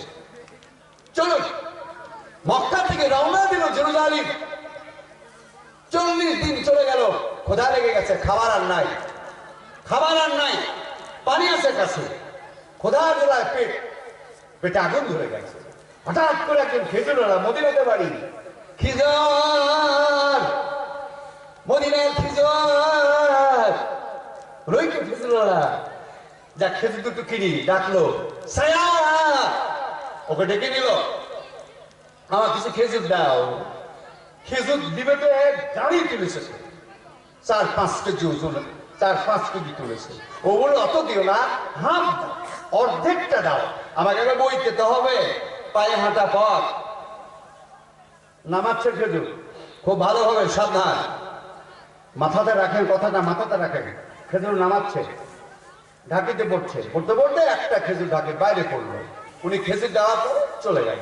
আধাম নিলেন, ঢাকি, ঢাকি না ডালি বলেন, ঢাকি না ডালি বলেন আপনারা? ডালি ঢাকিতে কি বলেন বোঝার চেষ্টা করবেন। ডালির বাইরে পড়ে গেছে, একটা খেজুর ডালির বাইরে পড়েছে, ওটি উনি তুললেন, চললেন। 4টা 5টা 6টা 7টা 8টা 10টা খেজুর খায় আর চলে। 3 মাস লাগছে যেতে। চলতে চলতে নামাজে দাঁড়িয়ে নামাজ পড়ছে না, নামাজে একাগ্রতা আসছে না, নামাজে ভক্তি আসছে না, নামাজের পরে মন বসছে না, নামাজ কয় রাকাত পড়ছে ঠিক পাচ্ছে না। বলল, মালিক আমার নামাজ কবুল হচ্ছে না কেন? তুমি বেশক আমার নামাজকে কবুল করো না। আমার নামাজের আমি গণনা ঠিক রাখতে পারছি না, কি হলো আবার, কি হলো? এই ভাবতে ভাবতে চলতে চলতে 3 মাস পরে বাইতুল মুকাদ্দাসে পৌঁছালেন। চিন্তায় কাঁদতে লাগলেন, মালিক এই নামাজের জন্য বিবি ছেড়েছি, বাঁচাই ছেড়েছি, আর আমার সেই নামাজ হয় না। কেন আমার নামাজ হয় না? আমি বাইতুল মুকাদ্দাসে নামাজ পড়বো, তাহাজ্জুদ পড়ে তোমার কাছে হাত তুলবো, তুমি আমাকে জানাও আমার নামাজ কেন কবুল হয় না। মসজিদে ঢুকলেন, মাগরিব পড়লেন, ইশা পড়লেন, আর একটা পাটি, খেজুরের পাতার পাটি, পাটি বুঝেন তো নাকি? পাটির মধ্যে জড়িয়ে একখানে পড়ে থাকলো। প্রহরী তালা মেরে চলে গেল। আর রাত 1টা 1:30 2:30 বেজে গেছে। ফেরেশতারা ঢুকেছে মসজিদের মধ্যে। একজন ফেরেশতা বলছে, এই মসজিদে মানুষ আছে, ওদের যে হেড সে বলল, মানুষ বই কি? বলকের বাচ্চা হযরত ইব্রাহিম আধাম, সে পাটির মধ্যে লুকায় আছে। সব শুনছে, আধাম কানে শুনছে, ও এই জন্য শুয়ে আছে, ওর নামাজ আল্লাহ কবুল করে না। এই কথাটা আধাম পাটির মধ্যে দেখে বললাম, ফেরেশতা খোল, মালাইকা, আমি আধাম পাটির ভিতরে আসি, আমার নামাজ আল্লাহ কবুল করে না। মহাসত্য কথা বলেছো, ফেরেশতা মেহেরবানি করে আমাকে জানাও আমার নামাজ কেন কবুল হয় না। ফেরেশতা বলল আধাম মক্কা থেকে আসার পথে আষাঢ় মাস পথে মদিনার খেজুর আলার কাছ থেকে খেজুর কিনেছো, ওর একটা খেজুর ঢাকির বাইরে ডালির বাইরে পড়েছিল, ওইটা তুমি উঠায়া কোথায় নিলে, তোমার জায়গাতে নিলে। ওই খেজুর যেদিন পেটে গেছে তার ৬-৭ দিন পর থেকে তোমার নামাজ কবুল হয় না। কাঁদতে লাগলো আমি নামাজের জন্য বিবি বিশ্ব সুন্দরী বিবি ছেড়েছি, বাড়ি ছেড়েছি, বাদশাহী বালকের ছেড়েছি এই নামাজের জন্য। মালিক গো একটা খেজুর কেন মাফ করো না। আল্লাহর কোরআন বলল ক্ষমাইয়া মানুষ করা জান্নাতিন সারাইয়া, খেজুর তো বড় বড় জান্নাত পরিমাণ, হারাম পেটে গেলে নামাজ হবে না। আল্লাহ কোরআনে বললেন ইয়া আইয়ুহাল্লাযীনা আমানু কুলু,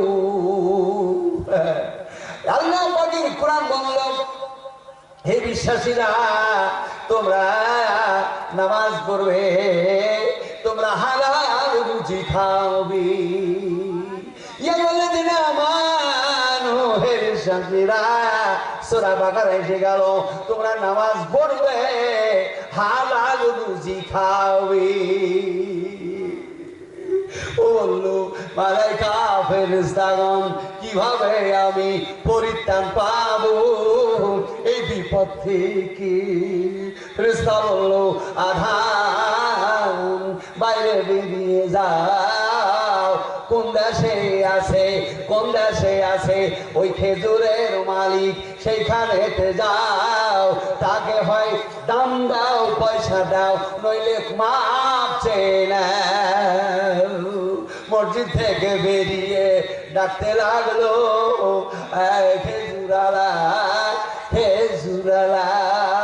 না, ও খেজুরালার বাড়ি মদিনাতে, তিনি সিরিয়া দেশে শাম দেশে যায়, বিভিন্ন দেশে যায়, তাকে পাওয়া মুশকিল। 1, 2, 3, 4 করতে করতে 10-12 বছর চলে গেল। চিন্তায় চিন্তায় আধাম শীর্ণ জীর্ণ শীর্ণ খেজুরের জন্য। নামাজ নিয়ে তামাশা করছেন আপনি, আপনি নামাজি, আপনার রুচিকে হালাল হতে হবে। আমার হে বিশ্বাসীরা তোমরা যে খাবার খাবে সে খাবার হালাল খাও, খবরদার তোমরা হারাম খাবার খেও না। আল্লাহ কোরআনে বলে দিচ্ছে ইয়া আইয়ুহাল্লাযীনা আমানুত্তাকুল্লাহ কুলু কাওলান সাদীদা, হে বিশ্বাসীরা যখন তোমরা কথা বলবে সত্য কথা বলবে।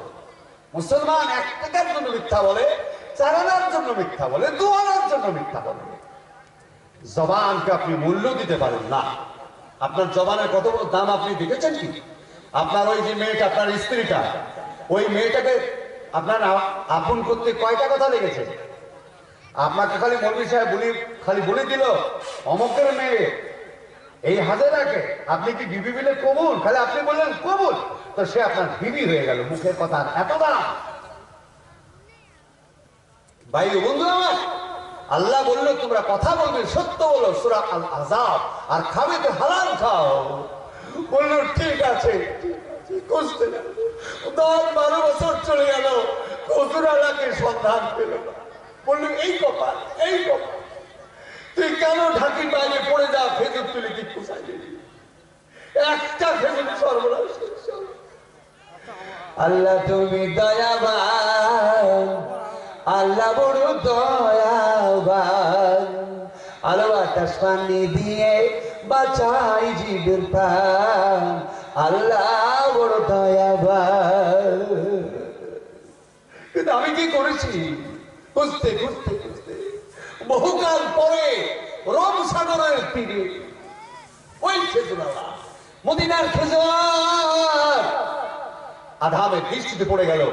ওই তো ডাকলো, তাড়াতাড়ি ডাকলো, নিজের দড়িয়ে কাছে গিয়ে বললো, চলাম তুমি আমাকে মাফ করো, নইলে ওই বড়কের বাচ্চা আমার কাছে দেড়হাম আছে, তুমি আমার এই দেড়হাম নিয়ে আমাকে মাফ করে দাও। তোমার ওই একটা খেজুর, তুমি যখন আমাকে খেজুর মেপে দিলে, মাপতে গিয়ে একটা খেজুর ডালির বাইরে পড়ে, ওটা মাপের মধ্যে ছিল না, ওই খেজুরটা তোমার ছিল, ওই খেজুরটা আমি উঠে দিয়েছিলাম। আর ওই খেজুরটা আমার পেটে যাওয়ার পরে সুনাম ধন্য আমার নামাজ আর কবুল হয় না। আজ তোমাকে খুঁজতে খুঁজতে আমি জীর্ণ শীর্ণ হয়ে গেছি, আমার দেহ শেষ হয়ে গেছে। কাল কিয়ামতের দিনে আমি খালি হাতে আল্লাহর দরবারে আমি কিভাবে যাব? আমার নামাজ সব চুরমার হয়ে গেছে। ও খেজুরওয়ালা শুনতে শুনতে অজ্ঞান, ঢাকি পড়ে গেল, ঢাকি পড়ে গেছে, অজ্ঞান হয়ে গেল।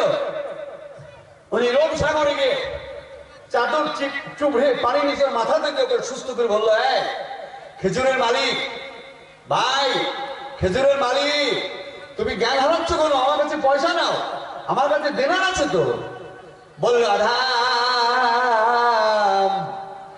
আমার একটা খেজুর তুমি খেয়েছো, আমি শোনার সাথে সাথে মাফ করে দিয়েছি।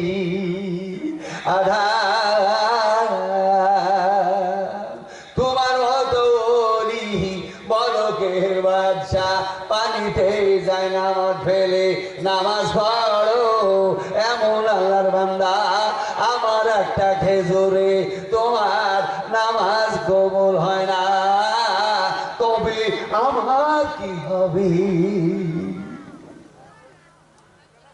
আমি খেজুর কিনেছি যত মালিকের কাছে, 5 কেজি মাপতে গিয়ে 6 কেজি নিয়েছি হিকমত করে।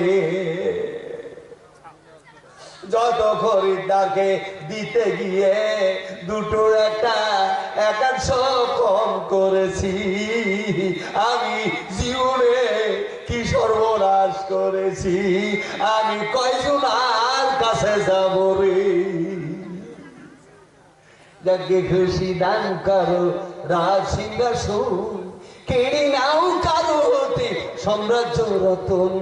বলো হে খোদা, যাকে খুশি দান করো রাজ সিংহাসন, কেড়ে নাও কারো হতে সাম্রাজ্য রতন। সকল শক্তি তোমার হাতে, সর্বশক্তিমান গো তুমি সর্ব বিষয়তে। আমি কি করব?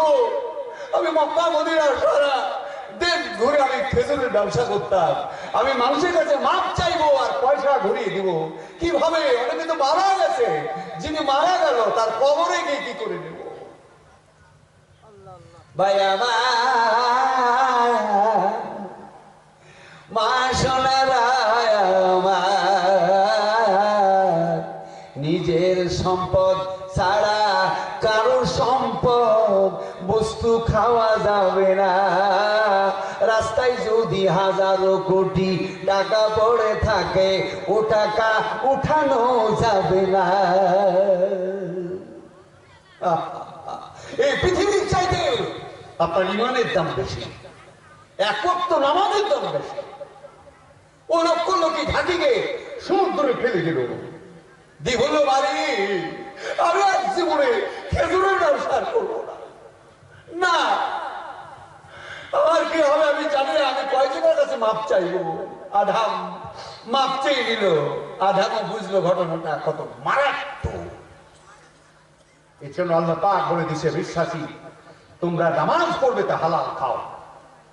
দুনিয়ার পয়সা টাকা পয়সা আপনার জন্য জম, আপনার নামাজকে নষ্ট করে দিবে, ফেলে পালিয়ে গেলে। আর তিনি ব্যবসা করেননি, তিনি ফেলিয়ে পালিয়ে গেছেন। মুসলমান, আপনি কত রকমের হারাম খাবার খাচ্ছেন, কারো হক পয়মাল করছেন, আপনি ভাই বোনের হক মারছেন। আপনার বোন আপনার আব্বার জমিতে দোয়ানার মালিক, আপনি তাকে যথেষ্ট ভাবে সে দোয়ানার মালিক দেন না। আটানার মালিক, সে আটানার মালিক তাকে দেন না, তাকে আপনি মেনে নিচ্ছেন। যে যাকে বলে অন্যায় ভাবে পয়সা আত্মসাৎ করছে, নামাজ কি হবে? হবে না। বাবা নামাজ হবে না। আল্লাহর কোরআন বলে দিয়েছে নামাজে যদি পড়ো আগে হালাল। কথা বুঝতে পারলেন কিনা? হালাল খাও। নামাজ সহজ জিনিস না, নামাজ ভয়ঙ্কর। নামাজের কারণে আপনি আল্লাহর দরবারে হাজির হবেন, আল্লাহ আপনার বিচার করবে না। নামাজের কারণে বিচার হবে না, দুই শ্রেণীর বিচার হবে না। এক নম্বর, যারা মুমিন, যারা যত নামাজ আদায় করেছে তাদের বিচার হবে না, এদেরকে বিনা বিচারে আল্লাহ জান্নাতে দেবে। আর যারা মুশরিক, যারা মুনাফিক, যারা কাফের, যারা বেঈমান, যারা মিথ্যুক, মুসলিম শরীফের হাদিস আছে মিথ্যা কথা বলা হারাম, যারা মিথ্যা কথা বলে তাকে আল্লাহ জান্নাত দিবেন না, বিনা হিসাবে জাহান্নামে ফেলবে। এদের বিচার নাই। কাফের, মুনাফিক, মুশরিক, এদের বিচার নাই। মুনাফিক কারা? মুশরিক কারা? যারা মুশরিক তারা যারা আল্লাহ বাদে বস্তুকে স্রষ্টা দাবি করে, এরা মুশরিক। এদের বিচার হবে না, বিনা বিচারে জাহান্নামে যাবে। আর যারা মুমিন তারা বিনা বিচারে জান্নাতে যাবে। বিচার কাদের হবে? যারা নামাজও পড়ে আবার গুনহার কাজও করে, নামাজও পড়ে মুনাফিকের কাজও করে। আল্লাহ পাক বলেন আদাহুল মুনাফিকিনা ওয়াল মুনাফিকাতু কুফারানা জাহান্নামা খালিদিনা ফি আবাদা। কসমিন কালো আমি মুনাফিককে জান্নাত দেব না। সাবধান। মুনাফিক বলতে আপনারা বুঝলেন টা কি? মুনাফিক মানে কি বুঝতে পেরেছেন আপনারা?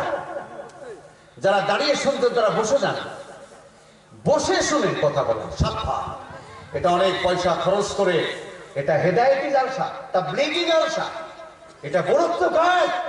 আপনার জীবনটা আপনি ভুল পথে নিয়ে যাচ্ছেন, সেটা শুধরানোর রাস্তায় জালসা। কালেজার টুকরো, আল্লাহ কত বড় ব্রেনে পেয়েছেন কিনা? আল্লাহ কত বড় আপনাদের ব্রেন আমি দিয়েছি। এটা আপনি আপনার স্ত্রীকে, আপনার ছেলেকে বোঝান, যাই বেটা আল্লাহ থাকে আরো সে, আল্লাহ সব চাইতে বড়। ওকে ক্যাপাসিটি বুঝিয়ে দেন, তাহলে কোনো বস্তুর দিকে যাবে না। কালেজার টুকরো শোনাচ্ছেন আমার ভাই, বন্ধু আমার সোনার দরদিরা, সাবধান। আপনাকে সাবধান হতে হবে। নামাজ কত বড় জানেন? নামাজের কারণে আপনি কবরে নূরের আলো পাবেন, নামাজের কারণে আপনি বিনা হিসেবে জান্নাত যাবেন। আর যারা মুনাফিকি করে, মুনাফিক মানে যারা তলে তলে গাছ কাটে আর উপরে পানি ঢালে। কথা বুঝতে পারলেন তো? তলে তলে গাছ কেটে দেন আর উপরে পানি ঢালে। তলে তলে এমন কাজ আপনার করছে আর উপরে আপনাকে এমন রসের কথা বলে, আপনি বুঝতেই পারেন না যে এই লোক আমার দুশমন, এই লোক মুনাফিক, এই জাহান্নামে যাবে। আল্লাহ তো জান্নাত দিবেন, আল্লাহ কসম করেছে। এই কাজ যেন করবেন না। যেই বলুন সাবধান, আল্লাহকে ভয় করেন। আল্লাহ বলে ওয়াহুয়া মাআকুম, 57 নম্বর সূরা হাদীদ 4 নম্বর আয়াত, ওয়াহুয়া মাআকুম, আমি তোমাদের সাথে আছি। আইনামা কুনতুম, তোমরা যা করো তা আমি দেখি। আল্লাহু আল্লাহু আল্লাহ পাক রব্বুল আলামিন বলছেন যে আমি তোমার মনের ভিতর খবর জানি, তোমার মনে কি বলো তাও জানি, বাইরে যা করো তাও জানি। তুমি যেখানে সেখানে আমি, তুমি যা করো আমি তা দেখি। আমার কালেজার টুকরো শোনা চাই, কখনো মুনাফিকের কাজ করবেন না। আপনি একজন মুসলমান, আপনি জাহান্নামে চলে যাবেন। নারী পুরুষ উভয়, কেউ যদি তলে তলে খাটানোর উপরে পানি ঢালেন, আপনি জাহান্নামে চলে যাবেন। সাবধান, এই কাজ করবেন না। এই কাজ জঘন্যতম কাজ। জান্নাত নামাজের আরেকটা কাজ আছে, ফুলসিরাত 30 বছরের রাস্তা, আপনাকে বিদ্যুতের গতিতে নামাজে নিয়ে চলে যাবে। নামাজে আরেকটা কাজ করবেন, কিয়ামত শুরু হয়ে যাবে, এজাজ সামন ফাদারাত, আকাশ ভেঙে পড়বে, এজাজুল চিরাতিল আরজুজিল সালাহা, পৃথিবী কম্পে কম্পিত হবে, সূর্যের তাপে মাথার মগজ টকবক টকবক করে ফুটবে। সেই দিন মসজিদ আপনাকে ডাকবে, মসজিদ চিৎকার করবে, আব্দুল্লাহ, আব্দুর রহমান, আমিনা, হাজেরা, ফাতেমা রে, এসো মসজিদে ভিতরে এসো, মসজিদ সেদিন প্রশস্ত হবে, বিশাল প্রশস্ত হবে। আর যত আপনার দেশের, এই দেশে যত নামাজি ওই মসজিদের মধ্যে আপনি যাবেন, আর আপনাকে নিয়ে মসজিদ টান দিবে জান্নাতে। মসজিদের মধ্যে আপনি থাকবেন, আর মসজিদ আপনাকে ডাইরেক্ট প্রথম আকার, দ্বিতীয় আকার, 3 নম্বর আকার, 4 নম্বর আকার, 5 নম্বর আকার, 6 নম্বর আকার, 7 আকার, সিদরাতুল মুনতাহা পাড়ি দিয়ে আল্লাহর জান্নাতে গিয়ে পৌঁছাবে মসজিদ। তাই কবি বলল, মাদানি রেল গো রহমতের মেল গো, তাড়াতাড়ি টিকিট কাটো নয়তো গাড়ি ফেল গো, ও গাড়ি জান্নাতগামী লাগে না গো কয়লা পানি, কালে মাধুমা সারে আদান তার সেটি মারে। মসজিদ এত বড় বন্ধু গো, মসজিদে চেপে জান্নাত হবে। মাত্র 2 রাকাত ফজরের ফরজ নামাজ পড়তে যতটা টাইম, এই সময়ের মধ্যে এই জান্নাত মসজিদ আপনাকে জান্নাতে পৌঁছায় দিবে। বলুন সুবহানাল্লাহ। তাই যারা নামাজি, আপনি একবার মসজিদের দিকে তাকান, আর একবার আপনি আপনার বাড়ির দিকে তাকান। মসজিদের চাইতে যেন আপনার বাড়ি সুন্দর না হয়। আপনার মসজিদ ভাঙা, আর আপনি বাড়ি করেছেন, আপনার পায়খানা বাথরুম পর্যন্ত মার্বেল দিতে দিবেন, অথচ মসজিদ আপনি দারিদ্র করে রেখেছেন আর আপনার বাড়ি সুন্দর করেছে। মসজিদ আল্লাহর ঘর, এটা বাইতুল্লাহ। দেশের মধ্যে সবচাইতে বড় হবে মসজিদ, আর সুন্দর হবে মসজিদ। আপনি আল্লাহকে কতটা ভালোবাসেন? আপনার বাথরুম পায়খানার মধ্যে আপনি মার্বেল মেরেছেন, আর মসজিদে আপনি মাটি, পাটকাঠির বেড়া, নাহলে টিনের বেড়া, নাহলে জাতা মাথা। এটা আল্লাহকে ভালোবাসা হলো? কৈফিয়ত লাগবে কিন্তু আল্লাহকে। আল্লাহ বলবে, তুই আমাকে কেমন ভালোবাসতে? ভাই ও বন্ধু আমার, কারে জানতে হলো আল্লাহকে আল্লাহর মতো। হ্যাঁ, আচ্ছা,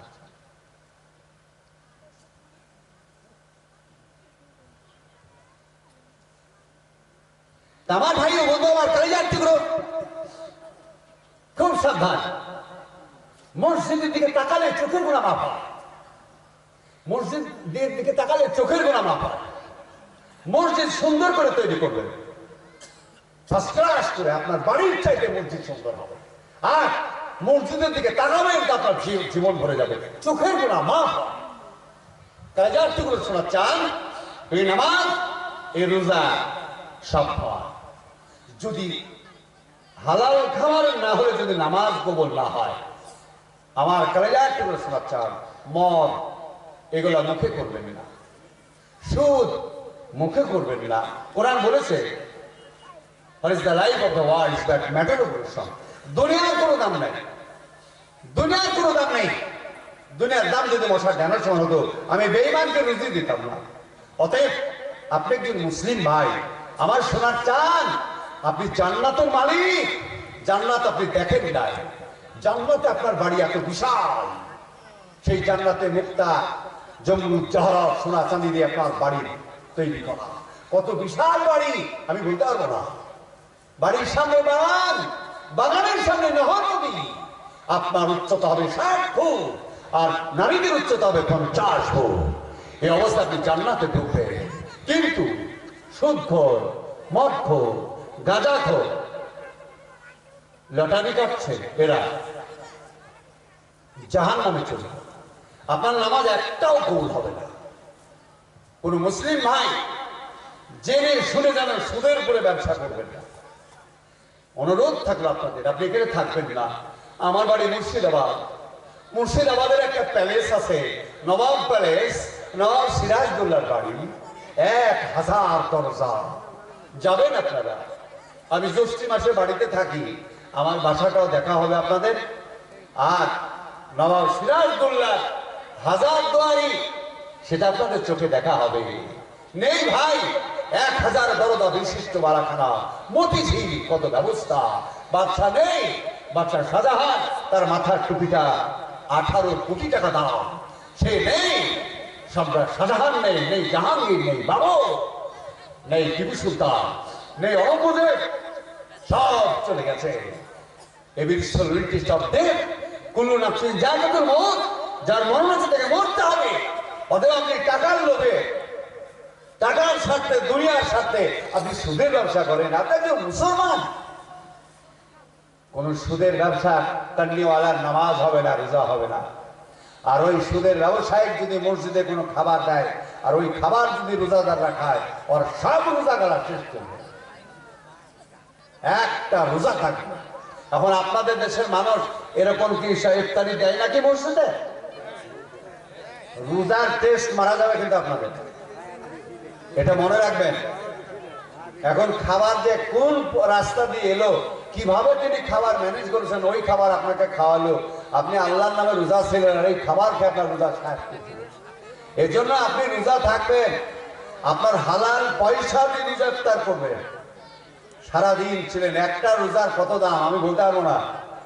রোজাদারের এত দাম যে আল্লাহ পাক রোজাদারকে নিজ হাতে খাওয়াবে, আর নিজ হাতে আল্লাহ রোজাদারকে জান্নাত দেবে। বলুন সুবহানাল্লাহ। রোজাদারের এত বড় দাম, ওটা বুঝতে পেরেছেন? কারো দাওয়াত টাওয়াত নেবেন না। সে দাওয়াত করলো আপনাকে মসজিদে, কি কোন খাবার থেকে খাবার দিল আপনি তো জানেন না, আপনার রোজার টেস্ট মারা যাবে। এই জন্য খুব সাবধান। আপনারা আমার ভাই, আমি আপনাদের ভাই, আমার মা বোনদেরকে বলবো সাবধান। আপনার একা একা জীবন, আপনার কবরে কেউ যাবে না, আপনাকে একা একা আপনার কবরে যেতে হবে। তা আপনি 5 ওয়াক্ত নামাজ পড়েন।